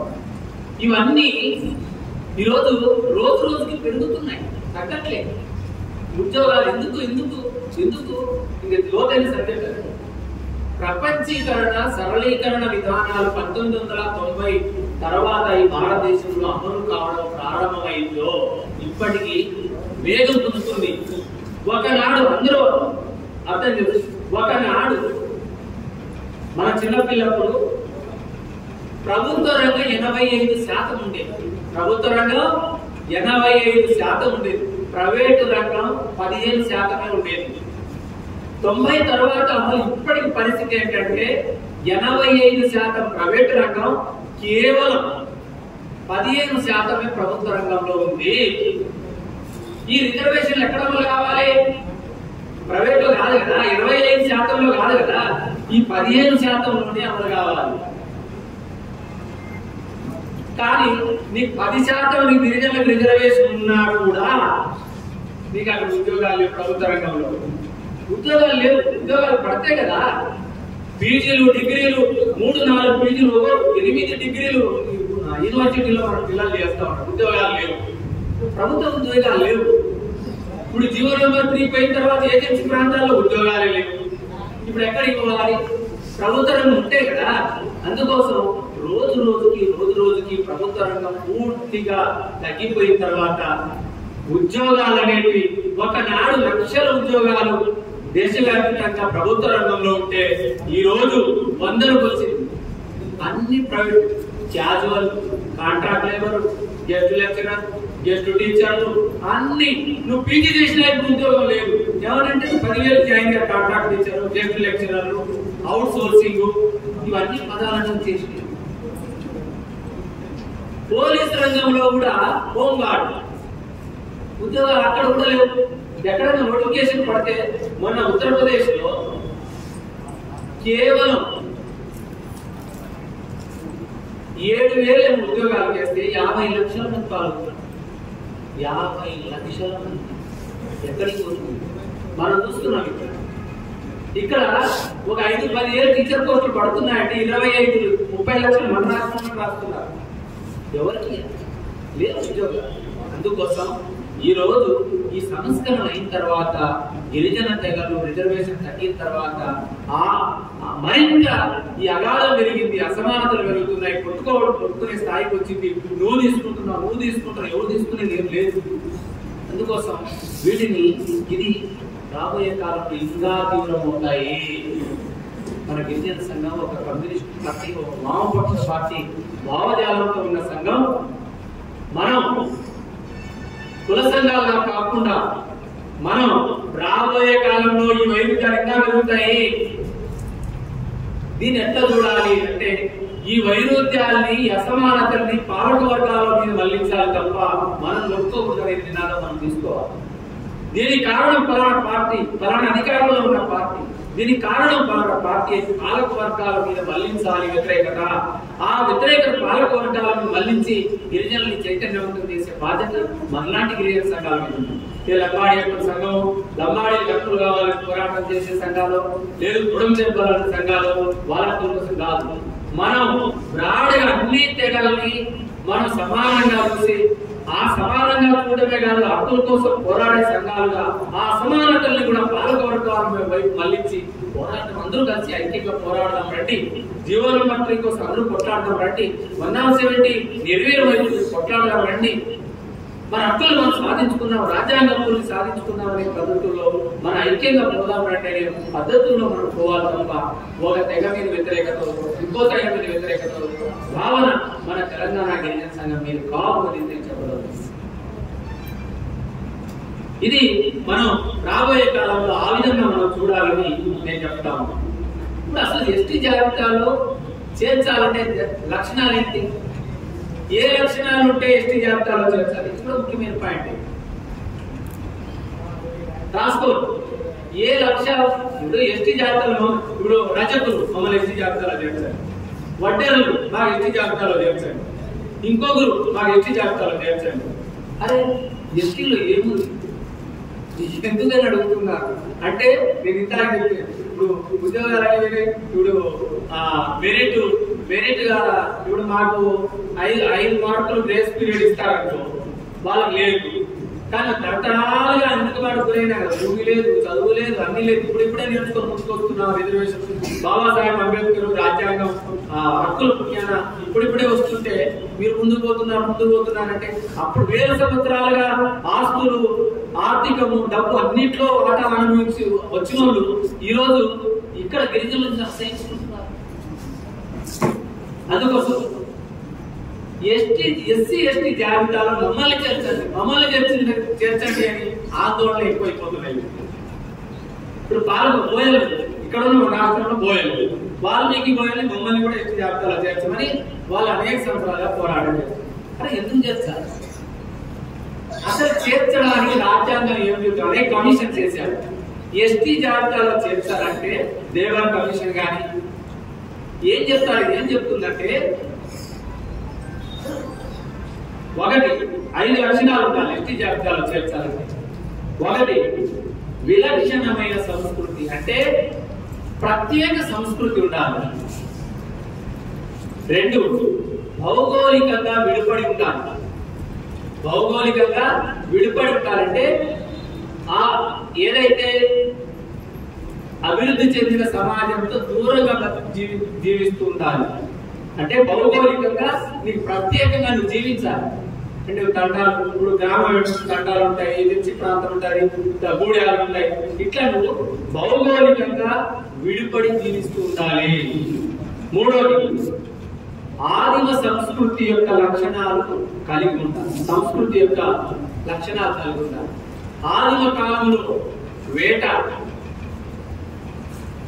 ఆదిమ కాలం చెట్లు మొక్కేది, చెట్టు పుట్ట అటవీ ప్రాంతంలో మొక్కేదైతే సంస్కృతి ఉందో అటువంటి సంస్కృతి ప్రత్యేకంగా ఉండాలి. ఆదిమ తెగ యొక్క లక్షణాలు సంస్కృతి కలిగి ఉండాలి.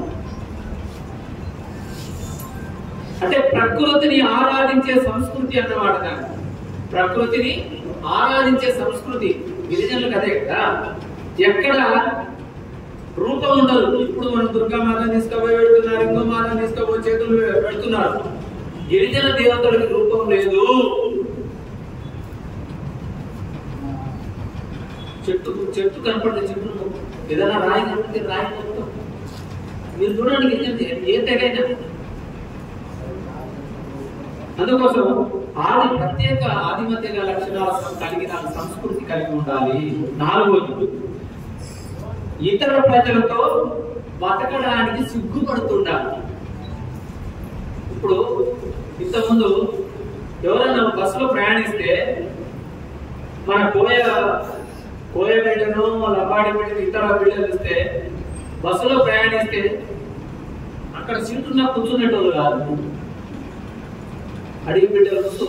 ఎందుకంటే నేను కుర్చీ మీద కూర్చోవాలన్నా నేను నిలబడే చేతులు కట్టుకుని అంటే ఆ ప్రజలు బాగా చదువుకున్న వాళ్ళు, అభివృద్ధి చెందిన వాళ్ళు, నేను చిన్న జాతివాన్ని, నేను అడవి నుంచి వచ్చినవాడిని, నేను కూర్చోవడమా అని బిడియం పడుతుంటారు, సిగ్గుపడుతుంటారు. మీరు చాలా గమనించి ఇప్పుడు కొద్దిగా చదువుకున్న వాళ్ళు మెరిగి నేనెందుకు కూర్చోకూడదు అని వస్తున్నారు తప్ప గిరిజన అనేక గిరిజన తెగలు ఇతర ప్రజలతో కలిసి ఉండాలంటే సిగ్గుపడుతున్నారు, మాట్లాడాలంటే సిగ్గుపడుతుంటారు, కలిసి ప్రయాణించాలంటే సిగ్గుపడుతుంటారు. అటువంటి సిగ్గు ఉండాలి. ఇతర ప్రజలతో జీవించడానికి సిగ్గుపడుతూ ఉండాలి. 5వది వెనుకబాటు. ఇది ఎవరికైనా ఉండాలి వెనుకబాటు, మనకి ఈ 5 లక్షణాలు ఉండాలి అనేది రాజ్యాంగం చెప్తుంది. 5 వెనుకబాటు, ఈ 5 లక్షణాలు ఉండాలి. మరి ఈ తెగలకి ఇప్పుడు వాల్మీకి వాల్మీకి లక్షణాలు ఉన్నాయా? లేవని నేను చెప్పడం కాదు. రాజశేఖర 2007లో సెంట్రల్ యూనివర్సిటీలో ఆంథ్రోపాలజీ వాళ్ళకి సర్వే చేయించింది.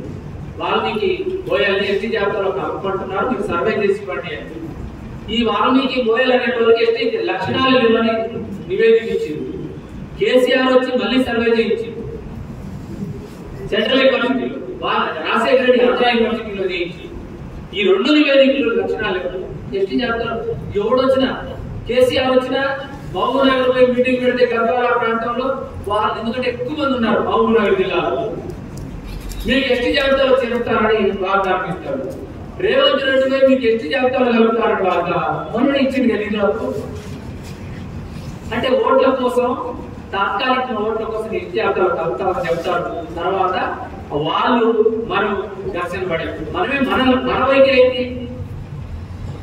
ఇప్పుడున్న వాతావరణంలో, ఇప్పుడు ఏజెన్సీ మైదాన గిరిజనుల ఘర్షణ ఉన్న వాతావరణంలో, ఉద్యోగాలు లేవని కొట్టుకుంటున్న ఈ పరిస్థితుల్లో మీరు ఇతర తెగల్ని చేర్చడానికి వీలు లేదు.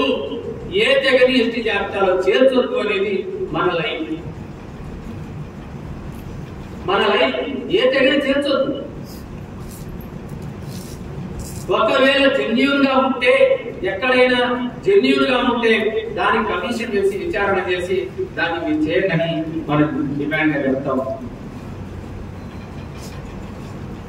ఇది మనం ఎస్టీలకి, ఆదివాసీలకి ఈరోజు మైదాన ప్రాంతంలో అప్పట్లోనే ఎరకల వాళ్ళు జీవిస్తున్నారు.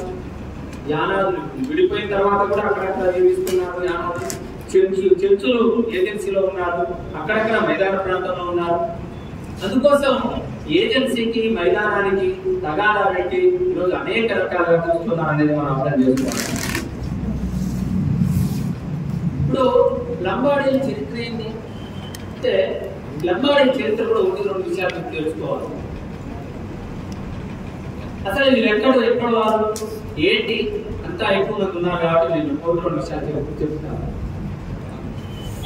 నేను ఇందాక చెప్పా 17-18 రాష్ట్రాలలో బంజారా, కామన్ గా దేశంలో బంజారా అని పిలుస్తారు.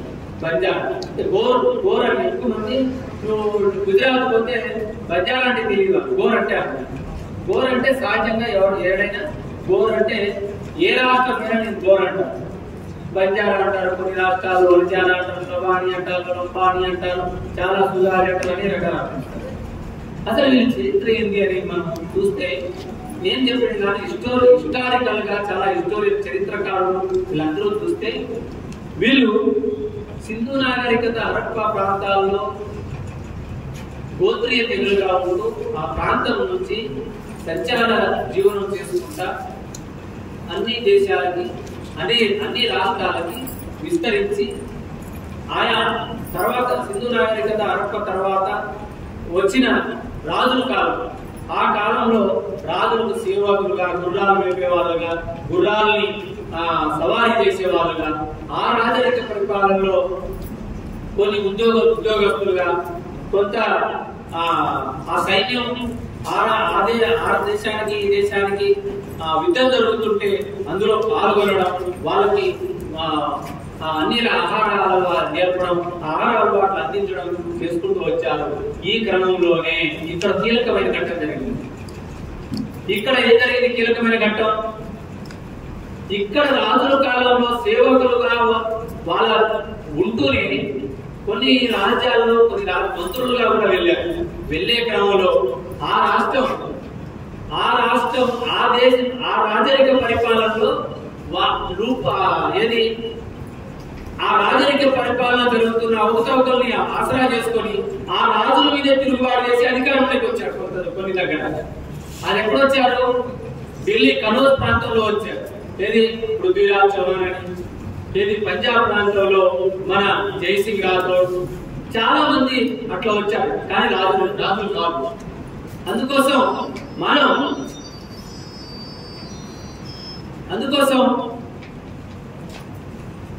అందుకోసం వీళ్ళు రాజరిక పరిపాలన మొగలాయలు వచ్చిన తర్వాత ఆ మొగలాయల్లో ఈ రాజులు కొంతమంది మొగలాయలు సపోర్ట్ చేశారు, కొంతమంది తిరుగుబాట్లు చేశారు. ఈ తిరుగుబాటు క్రమంలో జైసింగ్ రాథోడ్ సహకారం తీసుకొని పృథ్వీరాజ్ చౌహాన్ ని మొగలాయలు ఓడించి మహమ్మద్ గోరీ పోరాటం అదంతా చాలా మహమ్మద్ గోరీ పోరాటం చూస్తాం. అంటే ఇక్కడ ఈ మొగలాయలు వచ్చిన తర్వాత యుద్ధాల్లో ఓడిపోవడం ఇవన్నీ జరిగిన తర్వాత తిరిగి సంచార జీవనం అక్కడ వాళ్ళే సంచార జీవనం అప్పటికే విస్తరించారు. సంచార జీవనంలో ఏం చేశారు? సంచార జీవనంలో వీళ్ళు ఉప్పు అమ్మేవాళ్ళు, సుపారీ అమ్మేవాళ్ళు, ఇనుప సామాన్ అమ్మేవాళ్ళు, సుగంధ ద్రవ్యాలు అమ్మేవాళ్ళు, సుగంధ ద్రవ్యాలు అమ్మేవాళ్ళు. ఇట్లా లవాణి ఎట్లా వచ్చిన పేరు అట్లనే ఉప్పు వ్యాపారం చేసే వాళ్ళంతా లవాణి అని, లంబాడి అంటే ఇట్లా సంచార జీవనం ఎక్కువ శాతం ఉన్న పశువులు ఆరాధించే వాళ్ళు, పశువులు వేసుకొని ఎక్కడెక్కడో విడారు చేసి దేశం మొత్తం సంచార జీవనం చేసుకుంటూ గ్రామంలో ఇప్పుడు ఇచ్చేవాళ్ళ ఆటోలు బోధించి ఎంతకాలం తిరుగుతారు మీరు స్థిర నివాసాలు ఏర్పాటు చేసుకోవడం చెప్పడం. అక్కడ నదీ తీర ప్రాంతంలో మీరు తండా చూడండి, ఇక్కడ తండా ఉంటే అక్కడ ఒక వాగు ఉండే, మీరు బాగా తాతల తండాలు కాదు. ప్రతి తండా పక్కన ఒక వాగైనా ఉంటది, ఒక చిన్న గుట్ట అయినా ఉంటది, కొండ అయినా ఉంటది. ఎందుకంటే ఆ పశువుల్ని దృష్టిలో పెట్టుకొని ఆ పశువులకి మేత నీరు సమృద్ధిగా ఉంటేనే అక్కడ తండా ఉండాలి అనే పద్ధతుల్లో తండాలు ఏర్పాటు చేసుకోవడం. సంచార జీవనం నుంచి తండాలు ఏర్పాటు చేసుకొని వ్యవసాయమే అలవాటు లేని వీళ్ళు బంజారాలు వ్యవసాయం క్రమంగా చిన్న అడవుల్లో దుక్కులు కొట్టుకొని చిన్న వ్యవసాయం ప్రారంభించడం, పశువుల్ని ఆధారంగా తీసుకుని జీవనాధారణ చేయడం, ఇవన్నీ చేసుకుంటూ రాజ్యాంగం వచ్చిన తర్వాత కొన్ని హక్కులు వచ్చినాయి. కొన్ని రాష్ట్రాల్లో ఎస్సీ జాబితా, కొన్ని రాష్ట్రాల్లో ఓబీసీలో ఉన్నారు, కొన్ని రాష్ట్రాల్లో ఎస్టీలుగా ఉన్నారు. ఇట్లా రాజ్యాంగం అమలైన తర్వాత కొన్ని హక్కులు వచ్చాయి. ఇది మనం ఇంకా లోతుగా హిస్టరీ తెలుసుకోవాలంటే ఇంకా ప్రత్యేకంగా క్లాస్ పెట్టవచ్చు. నేను టైం లేదు కాబట్టి షార్ట్ గా చెప్పాను. ఇది చరిత్ర. రాజ్యాంగం వచ్చిన తర్వాత ఎస్టీ జాబితాలో కొన్ని రాష్ట్రాల్లో వచ్చిన తర్వాత హక్కులు వచ్చాయి. కర్ణాటక ఎస్సీలో ఉన్నారు. ఎందుకు ఇక్కడ ఎస్టీలు ఉన్నా అక్కడ ఎస్సీలు అంటే ఆ రాష్ట్ర ఆర్థిక పరిస్థితి ఆనాడున్న సామాజిక పొందికలు దృష్టిలో పెట్టుకొని అక్కడ ఎస్సీ జాబితాలో పోయారు, కొన్ని రాష్ట్రాలు ఓబీసీ లేకపోయారు. అందుకోసం అట్లా ఉన్నారని వీళ్ళు. రెండోది ఏంటి, వీళ్ళు ఎక్కడి నుంచో వలస వచ్చారు, ఇక్కడి నుంచి అక్కడికి, అక్కడి నుంచి ఇక్కడికి. వలసలు అనేది ఇక్కడ కాదు, ఇప్పుడు కాదు. ఇప్పుడు ఛత్తీస్గఢ్ లో గుర్తిపోయారు, మనకు వస్తున్నారు, మేలో వచ్చారు. మన కాదు, వాళ్ళకి తెలియదు, హద్దులు తెలియదు. ఆదివాసీలకు హద్దులు తెలియదు. ఎక్కడెక్కడి నుంచి వస్తారు వాళ్ళు అడవిలోని. ఇదంతా ఈ అడవంతా మాదే. ఆదివాసీలు ఇప్పటికీ వాళ్ళ హద్దులు తెలియదు. ఇది గ్రామ పంచాయతీ హద్దు, ఇది ఇంకో గ్రామ పంచాయతీ హద్దు, ఈ జిల్లా హద్దు, ఈ రాష్ట్రం హద్దు అని తెలియదు వాళ్ళు. వాళ్ళు ఎక్కడెక్కడ తిరుగుతూనే ఉంటారు. వాళ్ళు ఎక్కడ ఖాళీ ప్లేస్ అక్కడ గూడాలు వేసుకొని అక్కడ జీవనం సాగించి అవకాశం వస్తే అక్కడే గూడ నిర్మించుకుంటారు. అవకాశం వస్తే అక్కడ కోడి భూములు సాగు చేసుకుంటారు, జీవిస్తారు. ఇక్కడ లెక్కల ప్రకారం దాదాపు 200 పైచీలకు గుర్తికొనేలు గ్రామాలు మన రాష్ట్రంలో వచ్చారు. వాళ్ళకి హక్కులు ఇవ్వమని అడుగుతున్నాం మనం. మన గిరిజన సంఘం కదా, మన సోదర సంఘం, మన పార్టీలో ఉన్న ఆదివాసీ గిరిజన సంఘం, ఆ సంఘం మనం కలిసి వాళ్ళకి హక్కులు ఇవ్వమని చేశాం. ఇక్కడే హత్య గుత్తికోయలు హత్య శ్రీనివాస హత్య చేస్తే మనం గుత్తికోయల పక్షాన్ని నిలబడ్డాం. అది గుత్తికోయలు కాబట్టి, మనోలు కాబట్టి మనం వదిలే గుత్తికోయల పక్షాన్ని నిలబడ్డాం. అది కమ్యూనిస్ట్ పార్టీలకు ఉన్న చైతన్యం. కమ్యూనిస్ట్ పార్టీ లాంటి సంఘాలకి భావజాలతో ఉన్న సంఘాల చైతన్యం కుల సంఘాలు చేయవచ్చు. అందుకోసమే ఏదైనా కూడా మనం దూషణలు, ఘర్షణలు ఇటువంటి పద్ధతి నివారించే పద్ధతుల్లో పాలక వర్గాలు ఆడుతున్న నాటకంలో, ఓట్ల కోసం ఆడుతున్న నాటకంలో మనం బలి కావద్దు అనేది మనం ఓపిక దశ చెప్పాలి, చేయాలి.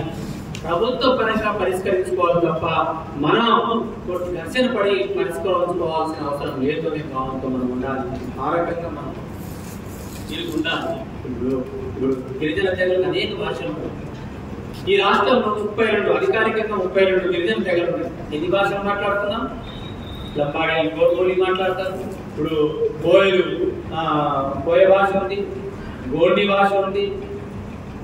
ఇక అనేక గుర్తింపు లేని తెగలకు కూడా ప్రత్యేక ఎరుకల భాష ఉంది. నాకు తెలిసి దాదాపు 33లో దాదాపు 10-15 తెగలు సొంతంగా భాష మాట్లాడుతుంది. లిపి లేదు, ప్రత్యేక సంస్కృతి ఉంది. ఏ తెగ లంబాడీల సంస్కృతి ఆదివాసీలకు లేదు, గోండుల సంస్కృతి కోయకు లేదు, కోయల సంస్కృతి భగతలకు లేదు, భగతల నుంచి వాల్మీకి లేదు. ఇట్లా మనం అంతా వేరియేషన్ చూస్తాము. ఇప్పుడు దీన్నే మనం ప్రస్తుత రాజకీయాలను మనం అన్వయించుకుంటే లాస్ట్ ఈ పాయింట్ చెప్పి నేను ముగిస్తాను.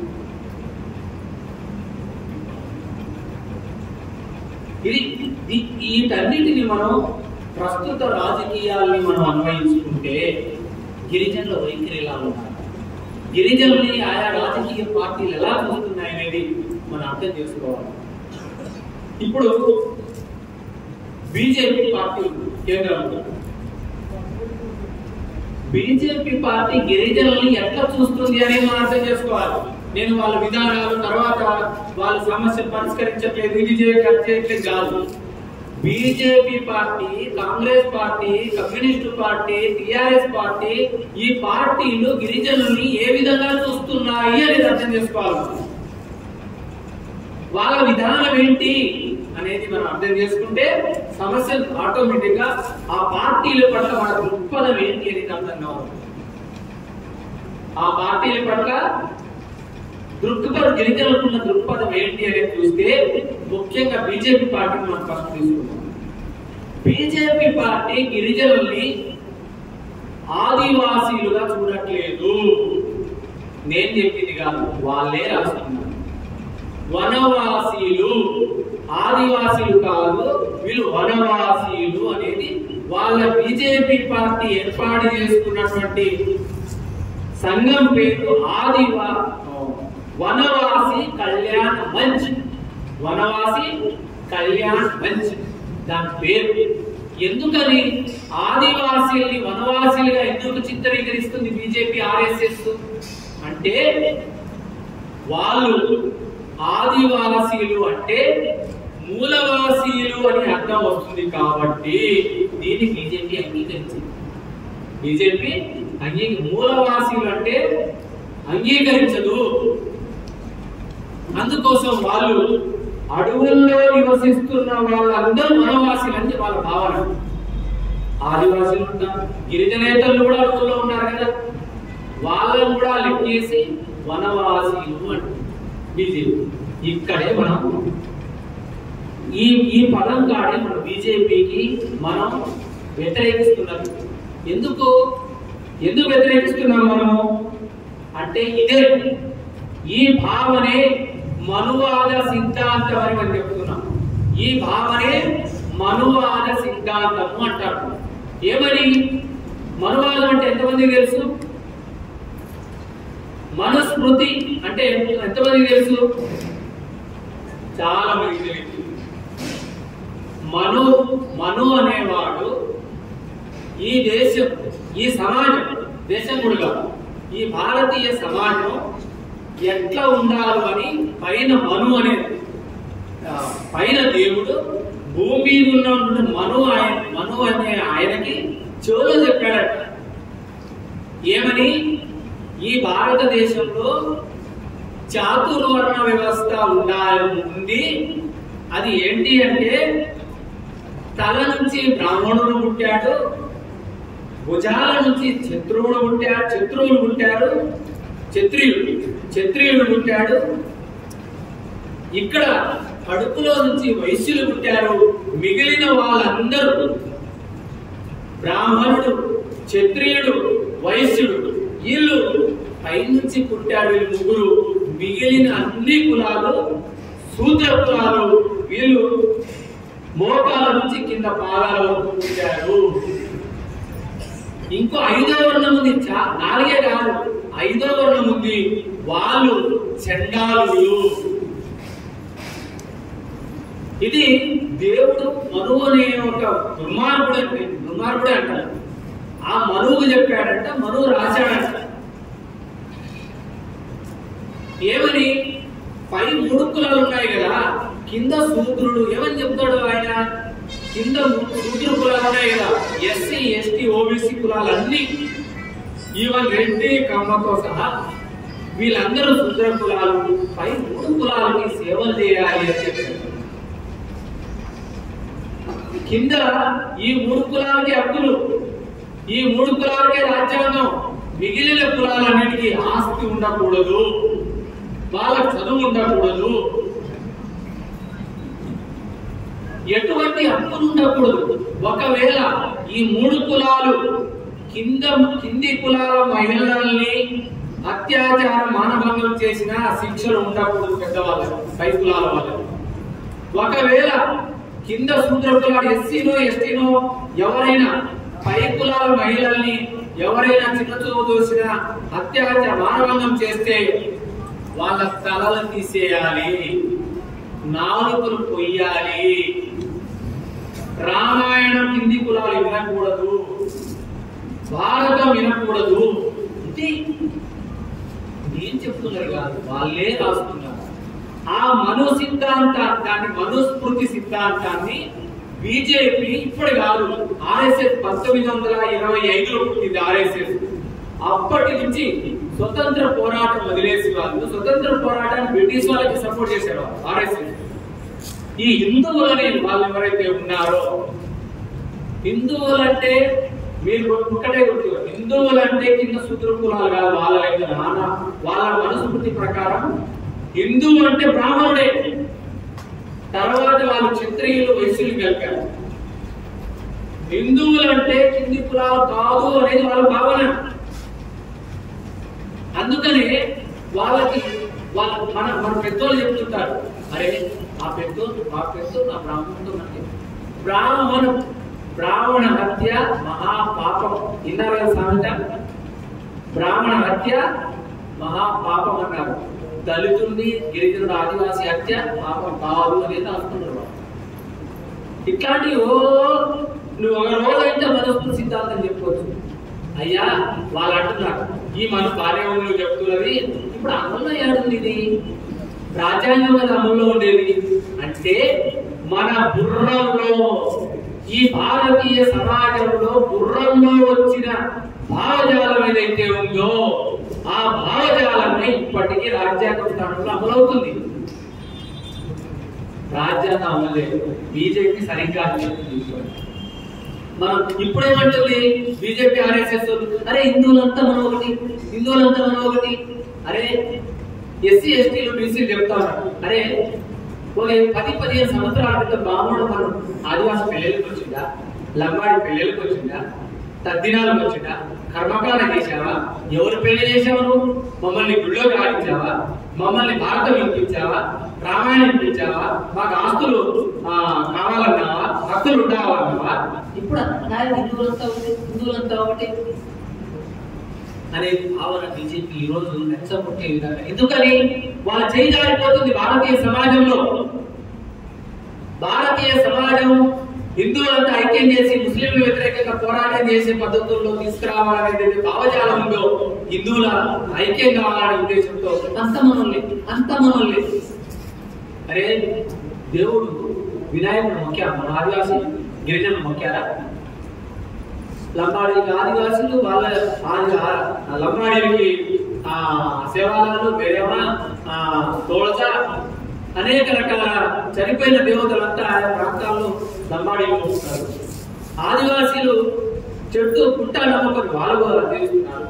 ఎవరు వెంకటేశ్వర మొక్కి, ఎవరు విష్ణువు మొక్కి, ఎవరు గణపతి మొక్కి, ఇట్లా చెప్పుకోవడం చాలా ఉంది, టైం లేదు. అందుకోసం ఈ రోజు హిందూ సమాజం ఐక్యం కావాలని బీజేపీ ఆర్ఎస్ఎస్ చేస్తుందో ఇది కుట్రపూరితం తప్ప వేరే కాదు.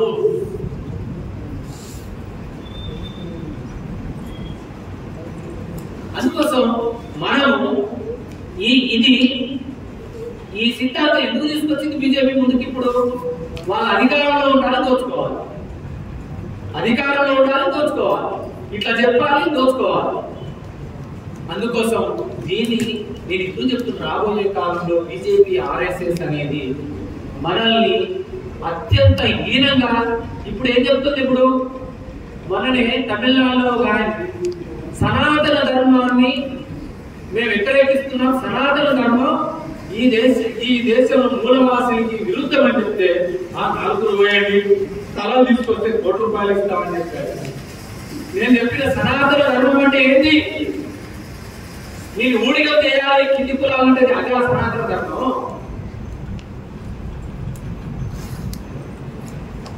నీ సేవలు పొగరం మేము ఆ దేవుళ్ళు కాదు మొక్కేది, మీరు జై శ్రీరామ్ ఇదా సనాతన ధర్మం. ఏ ఆదివాసీ తెగకి జై శ్రీరామ్ అన్నారు? అరే ఆఖరికి హనుమంతుడు ఆదివాసీ బిడ్డ అని చెప్పుకుంటున్న హనుమంతుని కూడా హైజాక్ చేసి హిందూ దేవుళ్ళు కలుపుతుంది. అందుకోసం ఈరోజు ఆదివాసీ సంస్కృతి అనేది గిరిజన తెగ సంస్కృతి ప్రత్యేకము. మా బతుకులే బతుకుతాం. అదే ఇప్పుడు దేశంలో ఉన్నటువంటి ఆదివాసీలు గిరిజనులు ఏమంటున్నారు తెలుసా? జార్ఖండ్ లో తీర్మానం చేశారు. ఏమని?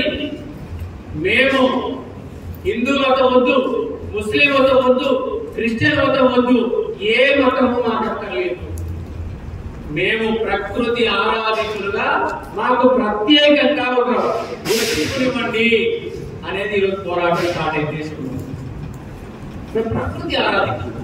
మేము ప్రకృతి ఆరాధికులుగా గుర్తించండి.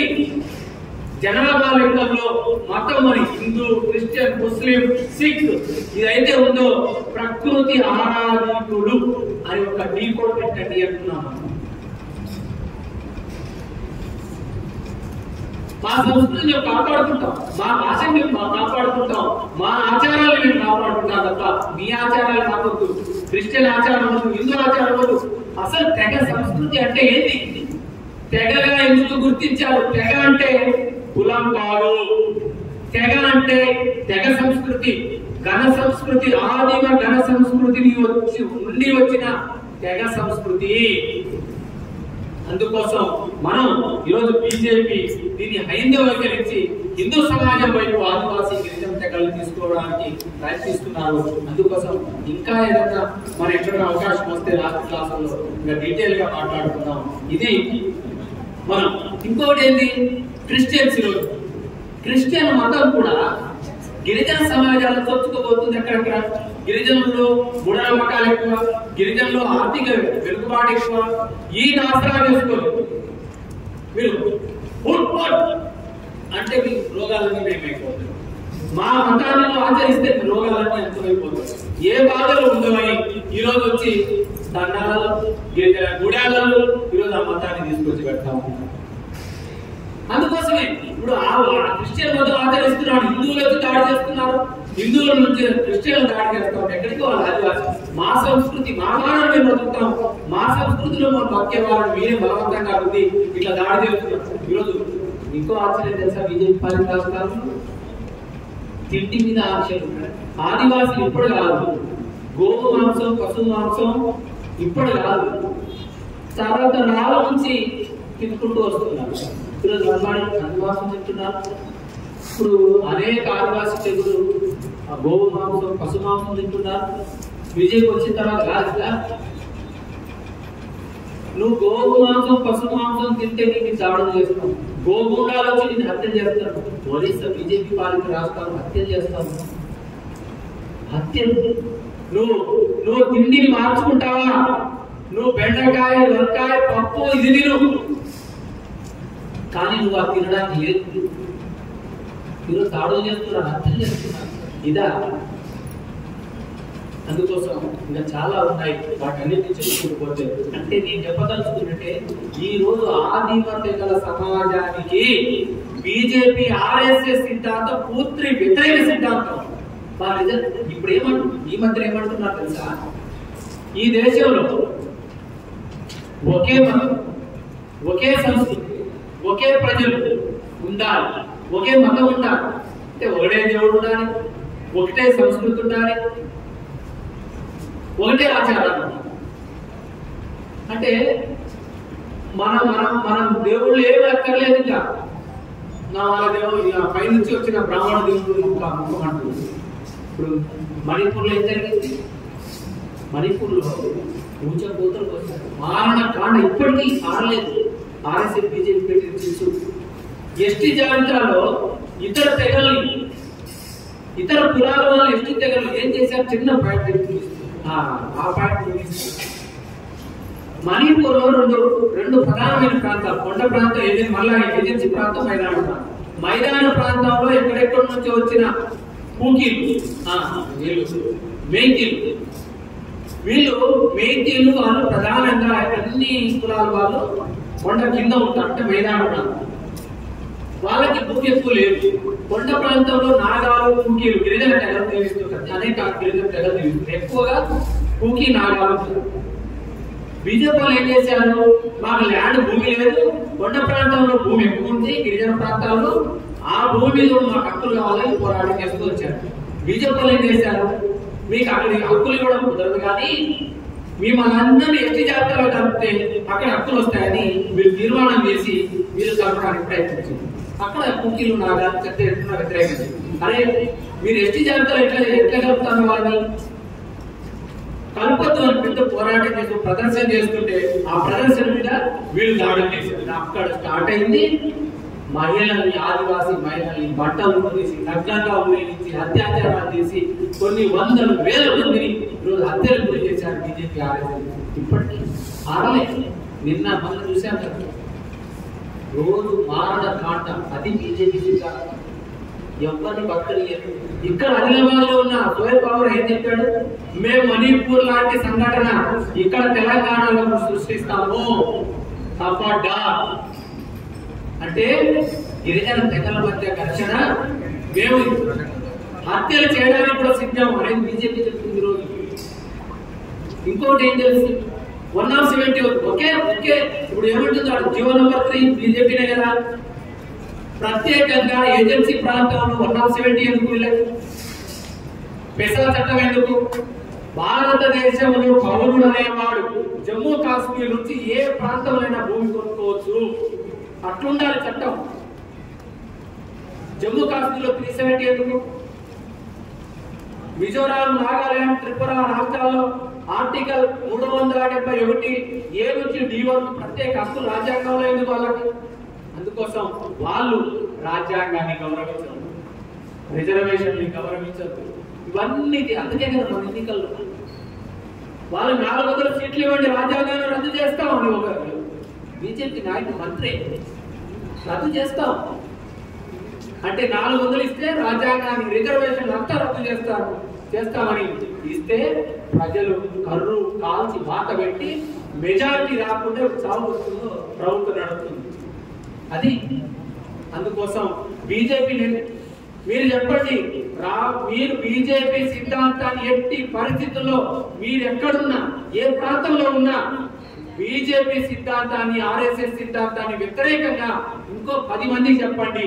ఈ బీజేపీ అనేది మన ఆదివాసులకి గిరిజనులకి సిద్ధాంతపూర్వకంగా వ్యతిరేకం, ఇది చాలా అత్యంత ప్రమాదకరమని ప్రచారం చేయాలి. రాబోయే కాలంలో కింది కూడా మనం క్లాసులు పెట్టి చైతన్యం చేయాలి. ఆ రకంగా బీజేపీ చూడాలని చెప్తాం. ఇంకా కాంగ్రెస్ పార్టీ అసలు పెద్ద పార్టీ, అది ప్రజాస్వామ్య పార్టీ, లౌకిక పార్టీ. అది ఇంత తీవ్రంగా వాగ్దానం ఇచ్చి అమలు చేసుకోవడం, ఎక్కడైనా హక్కులు ఉల్లంఘన చేయడం తప్ప ఆదివాసీల్ని గిరిజన తెగల్ని పూర్తిగా వాళ్ళ బీజేపీ లాగా కాదు. అందుకు కాంగ్రెస్ పార్టీ ప్రజాస్వామ్య లౌకిక పార్టీ అని మనం చెప్తాం. ఈ కాంగ్రెస్ పార్టీ తరతరాలుగా ఎంత అభివృద్ధి చేసింది. నువ్వే కదా 70 సంవత్సరాల అధికారంలో ఉన్నది. గిరిజన తెగలు ఈ స్థాయిలో ఉండడానికి కాంగ్రెసే కదా కారణం. అభివృద్ధి దోచుకోకపోవడానికి కొంత అభివృద్ధి జరిగిండొచ్చు, ఎక్కువ కాలం పరిపాలించావు కాంగ్రెస్ కాబట్టి కాంగ్రెస్ కూడా ఈరోజు మనకి గిరిజన తెగల అభివృద్ధి కాకపోవడానికి కారణం అని మనం చెప్తా ఉన్నాం. ఇంకా కమ్యూనిస్ట్ పార్టీలు మనం చూస్తాం. ఇప్పుడు టీఆర్ఎస్ తర్వాత చెప్తాం. కమ్యూనిస్టు పార్టీలు ఈ దేశంలో అధికారంలో రాకపోవచ్చు. అది ఏ కమ్యూనిస్ట్ పార్టీ? సిపిఎం, సిపిఐ, ఇంకా ఈ అడవుల్లో ఉన్న మావోయిస్టులు ఇలాంటి ఎర్ర జెండా పేరు చెప్పే ఎవరైనా తరతరాలుగా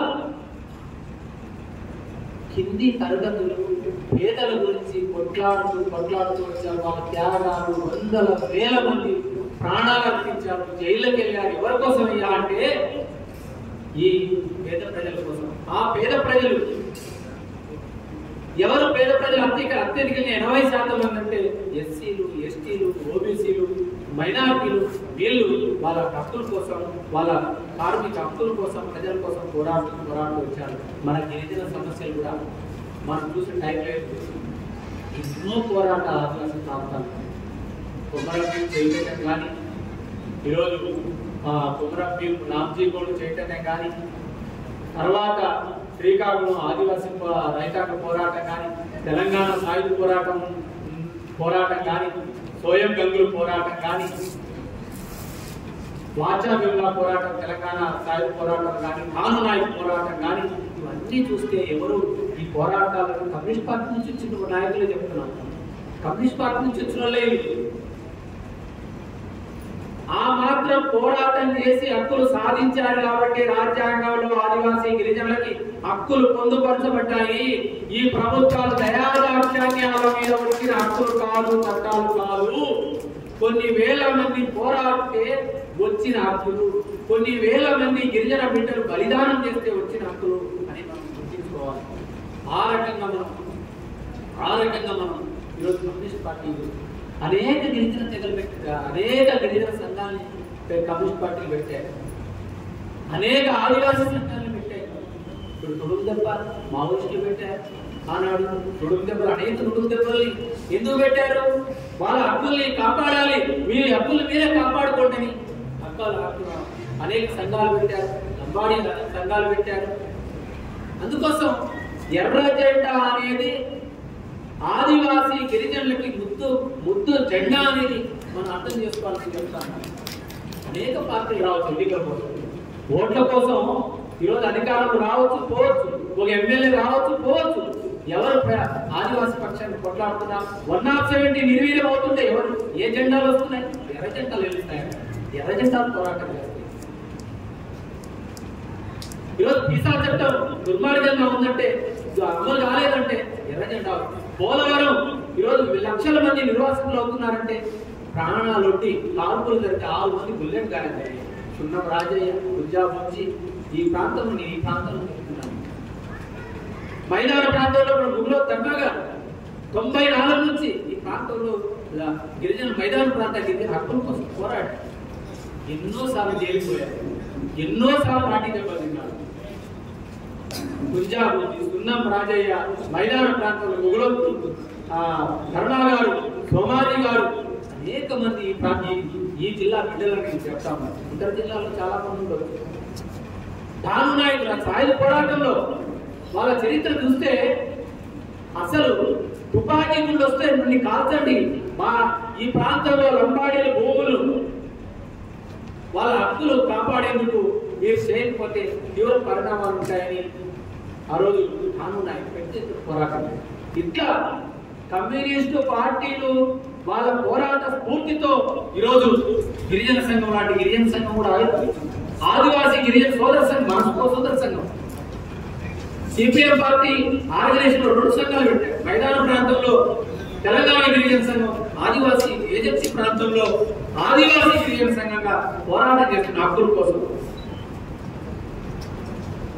ఇది ఈరోజు టిఆర్ఎస్ పార్టీ, టిఆర్ఎస్ ప్రాంతీయ పార్టీ.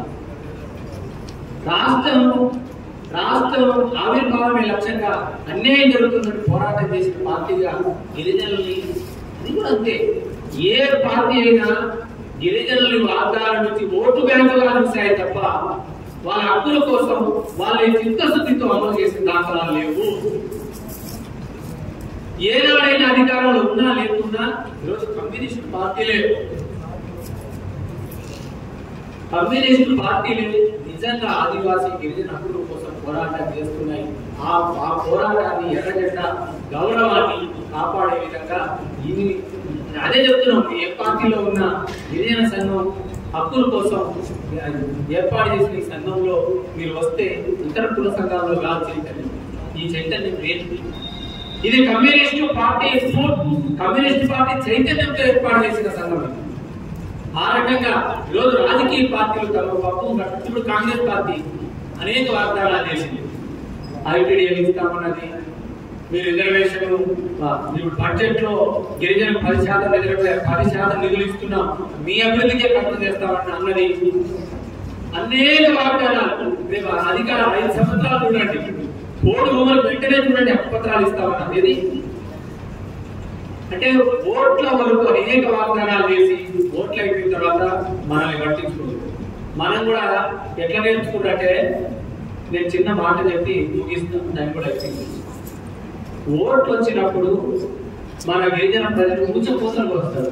ఊచకోతలు ఎక్కడైనా ఒక ప్రాంతంలో ఒక గిరిజన బిడ్డ హక్కుల కోసం కమ్యూనిస్టు పార్టీ నుంచి స్ఫూర్తితో కూడి ఒక కమ్యూనిస్ట్ పార్టీ స్ఫూర్తి పొంది ఎక్కడైనా నిలబడ్డాడనుకో, అప్పటి వరకు పోడు భూముల కోసం జైలుకి వెళ్ళాడు, అప్పుడు వరకు పోడు భూముల కోసం కొట్లాడాడు, అటు వేదికలు నిలదీశాడు.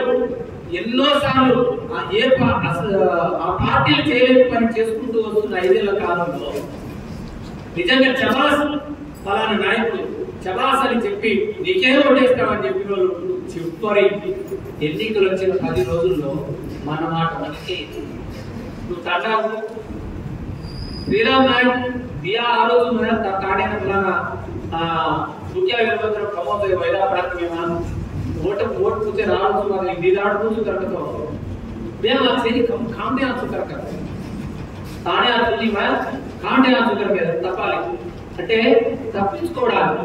అంటే అప్పటి వరకు నాయక తిరిగినోడు ముఖ్య వీరభద్రం నుండి పోడు భూములు లబ్ధిపొందినోడు కూడా ఓటేయడానికి ముందుకు రాడు, ఓటు వేయించడానికి కూడా సిద్ధపడడు. ఎందుకంటే డబ్బు అధికారం ఇది ఎక్కడ ఉంటే అక్కడ వెళ్ళి వాళ్ళ పక్షాన్ని చేస్తారు. ఆ 10 రోజులు మాత్రమే. మళ్ళీ ఎన్నికలు అయిపోయిన తర్వాత మన ముఖ్య వీరభద్రం శ్రీరామ్ నాయక్ బాలాజీ వస్తారు. ఎక్కడున్నాడు చూడండి కమ్యూనిస్ట్ నాయకులు వాళ్ళకి పోతారు, మళ్ళీ ఎత్తుక్కొని కూడా పోతారు, ఆఫీస్ ఎప్పుడు ఎత్తుక్కొని పోతారు. ఓట్లు మాత్రం వాళ్ళకేస్తారు, పని మాత్రం వీళ్ళకి. ఓట్లు వాళ్ళకి త్యాగాలు వీళ్ళకి, ఓట్లు వాళ్ళకి జైలు వీళ్ళకి, ఓట్లు వాళ్ళకి నెత్తి పగలడం వీళ్ళకి. ఎన్నో గుడిసెలు పోరాటాలు చేస్తా ఉన్నారు ఈ రాష్ట్రంలో. 60,000 గుడిసెలు వేశారు. మా జాగాలని గుడిసెలకి ఇవ్వాలి. అన్ని దగ్గర జేసీబీలు బుల్డోజర్లు పెట్టి నేలమట్టం చేస్తున్నారు. టీఆర్ఎస్ రిపోర్ట్ చేసింది, కాంగ్రెస్ రిపోర్ట్ చేసింది. మరి ఎవరి పక్షాన్ని వెళ్తారు? మహబూబాద్ లాంటి ప్రాంతంలో ఒక 50 సార్లు గుడిసెలు పీకేసింది. వీళ్ళు వేయాలి వీళ్ళు వేయాలి అన్ని ప్రాంతాలు. ఇప్పుడు ఎవరి పక్షాన? దీన్ని బట్టి అర్థమవుతుంది కదా ఈ పాలక పార్టీలు ఎవరి కోసం ఉన్నాయి. ఈ పాలక పార్టీలు ధనవంతుల కోసం ఉన్నాయి తప్ప పేద ప్రజల కోసం కాదు అని తెలిసింది. అందుకోసమే నేను చెప్తున్నా, ఏ పార్టీ అయినా ఆ పార్టీ నిజ స్వరూపం మీరు అర్థం చేసుకోనంత కాలం ఈ మనం ఇంకా 50 సంవత్సరాలు ఇట్లే ఉంటాం తప్ప మనం అర్థం కావు. అందుకోసమే మనం ఐక్యంగా ఉండి మనం ఈ గిరిజన సంఘాల ద్వారానే మనం పోరాటం చేసి మెడలు వచ్చి సాధించుకోగలం తప్ప లాలూచి పడి ఆ పార్టీలు వెనకాలని ఎమ్మెల్యే ఎంపీల వెంట తిరిగితే మన హక్కులు సాధించబడతాయంటే అంతకన్నా మూర్ఖత్వం కాదు. జెండా తీసుకొని పోయి 10 మంది ఎంఆర్ఓ దగ్గర నిలబడడం గజగజ వణుకుతాడు. అది సంఘం ఒక విలువ. నువ్వు అదే ఒక దరఖాస్తు తీసుకొని ఎంఆర్ఓ దగ్గరికి వెళ్ళు, తీసి చెత్తకుంట్లో వేస్తాడు. పచ్చకండవ కప్పుకొని ఒక జెండా పట్టుకొని 10 మంది వెళ్ళండి, 5 మంది వెళ్ళండి, 5 మంది ఒక్కర్లేదు, 10 మంది ఒక్కర్లేదు. ఈ కండవ కప్పుకొని గిరిజన సంఘం నాయకుడిని ఫలానా సమస్య ఎందుకు పరిష్కరించలేదని గట్టిగా మాట్లాడు. ఫలానా కమ్యూనిస్ట్ పార్టీ నాయకుడిని ఫలానా సంఘం నాయకుడిని చెప్పు, వాడు భయపడతాడు. అది చైతన్యం. సాగు పుట్టుక సహజం, సాగు పుట్టుక సహజం. ఎప్పుడు పోతామో తెలియదు. ఈడ నేను క్లాస్ చెప్తున్నాని ఏమైతానో తెలియదు, నా చేతుల్లో లేదంట. అట్లని దేవుడు వెళ్ళి నాశపెట్టాడని కాదు, నేను కర్మ సిద్ధాంతం చెప్పండి, నేను వ్యతిరేకం. అందుకోసం మనం బతికినంత కాలం ఒక 10 మందికి మేలు చేసి ఈ జాతి కోసం, ఈ గిరిజనుల కోసం, ఈ ఆదివాసీల కోసం చనిపోతే చాలు. పలానా శ్రీరామ్ నాయక్ వచ్చి వైరాగ్ వచ్చి 10 మందికి క్లాస్ చెప్పాడు, మంచి మీరు పలానా కుటుంబం కోసం చేశాడు, ఈ రాష్ట్రంలో చేస్తే అది చాలా నా జీవితాలు. ఈ కోర్టులు ఇచ్చినా అక్కర్లేదు. అవునా కదా? పలానా తండాలో పలానా బాయి పలానా బియ్య ఇది ఈ గిరిజన హక్కుల కోసం పోరాడాడు అంటే చాలా జీవితాలు. ఇప్పుడు కరోనాలో కోట్లాది అని చెప్పాడు. ఒక్కరి గురించే చెప్తాను. టాటా మిస్త్రీ అని భారతదేశంలోనే నెంబర్ 2 తర్వాత పూణే నుండి ముంబై పోతుంటే ఆయన కారే 10 కోట్లు యాక్సిడెంట్ ఇట్లా బుల్డోజర్ పెట్టే కార్యంగా 10 కోట్లు కారు దేశంలోనే 2వ తరం. పూణే నుంచి ముంబై పోతుంటే కారు స్పీడ్ 200 పైసలు పోతుంది. అంత కాస్ట్లీ కార్. యాక్సిడెంట్ జరిగితే యాక్సిడెంట్ లో చనిపోయింది. ఏం తీసుకొని పోయింది ఎవరు తెలుసా? మిస్త్రీ మన భగత్ సింగ్ తెలుసు, రాజగురు తెలుసు, ఆచార్య చంద్రశేఖర్ తెలుసు, మహనీయులు తెలుసు. అంటే వాళ్ళ త్యాగాలు చనిపోతే ఏమి కాదు. ఈ మంచి ఈ పోరాటాలు తప్ప, ఈ జాతి కోసం చేసింది తప్ప, ఈ సేవ తప్ప ఏది మన వెనకాల రాదు. అందుకోసం గుర్తుపెట్టుకోండి, మనం ఉన్న దగ్గర సంఘాలను ఎలా ఏర్పాటు చేసుకోవాలి అనేది మన భోజనం అయిన తర్వాత మన జిల్లాకారు చెప్తారు. దాంతో సంఘ నిర్మాణం అన్నీ వస్తాయి. కాబట్టి నాకు అవకాశం ఇచ్చినటువంటి మీ అందరికీ, అధ్యక్షుల వారికి ఓపిక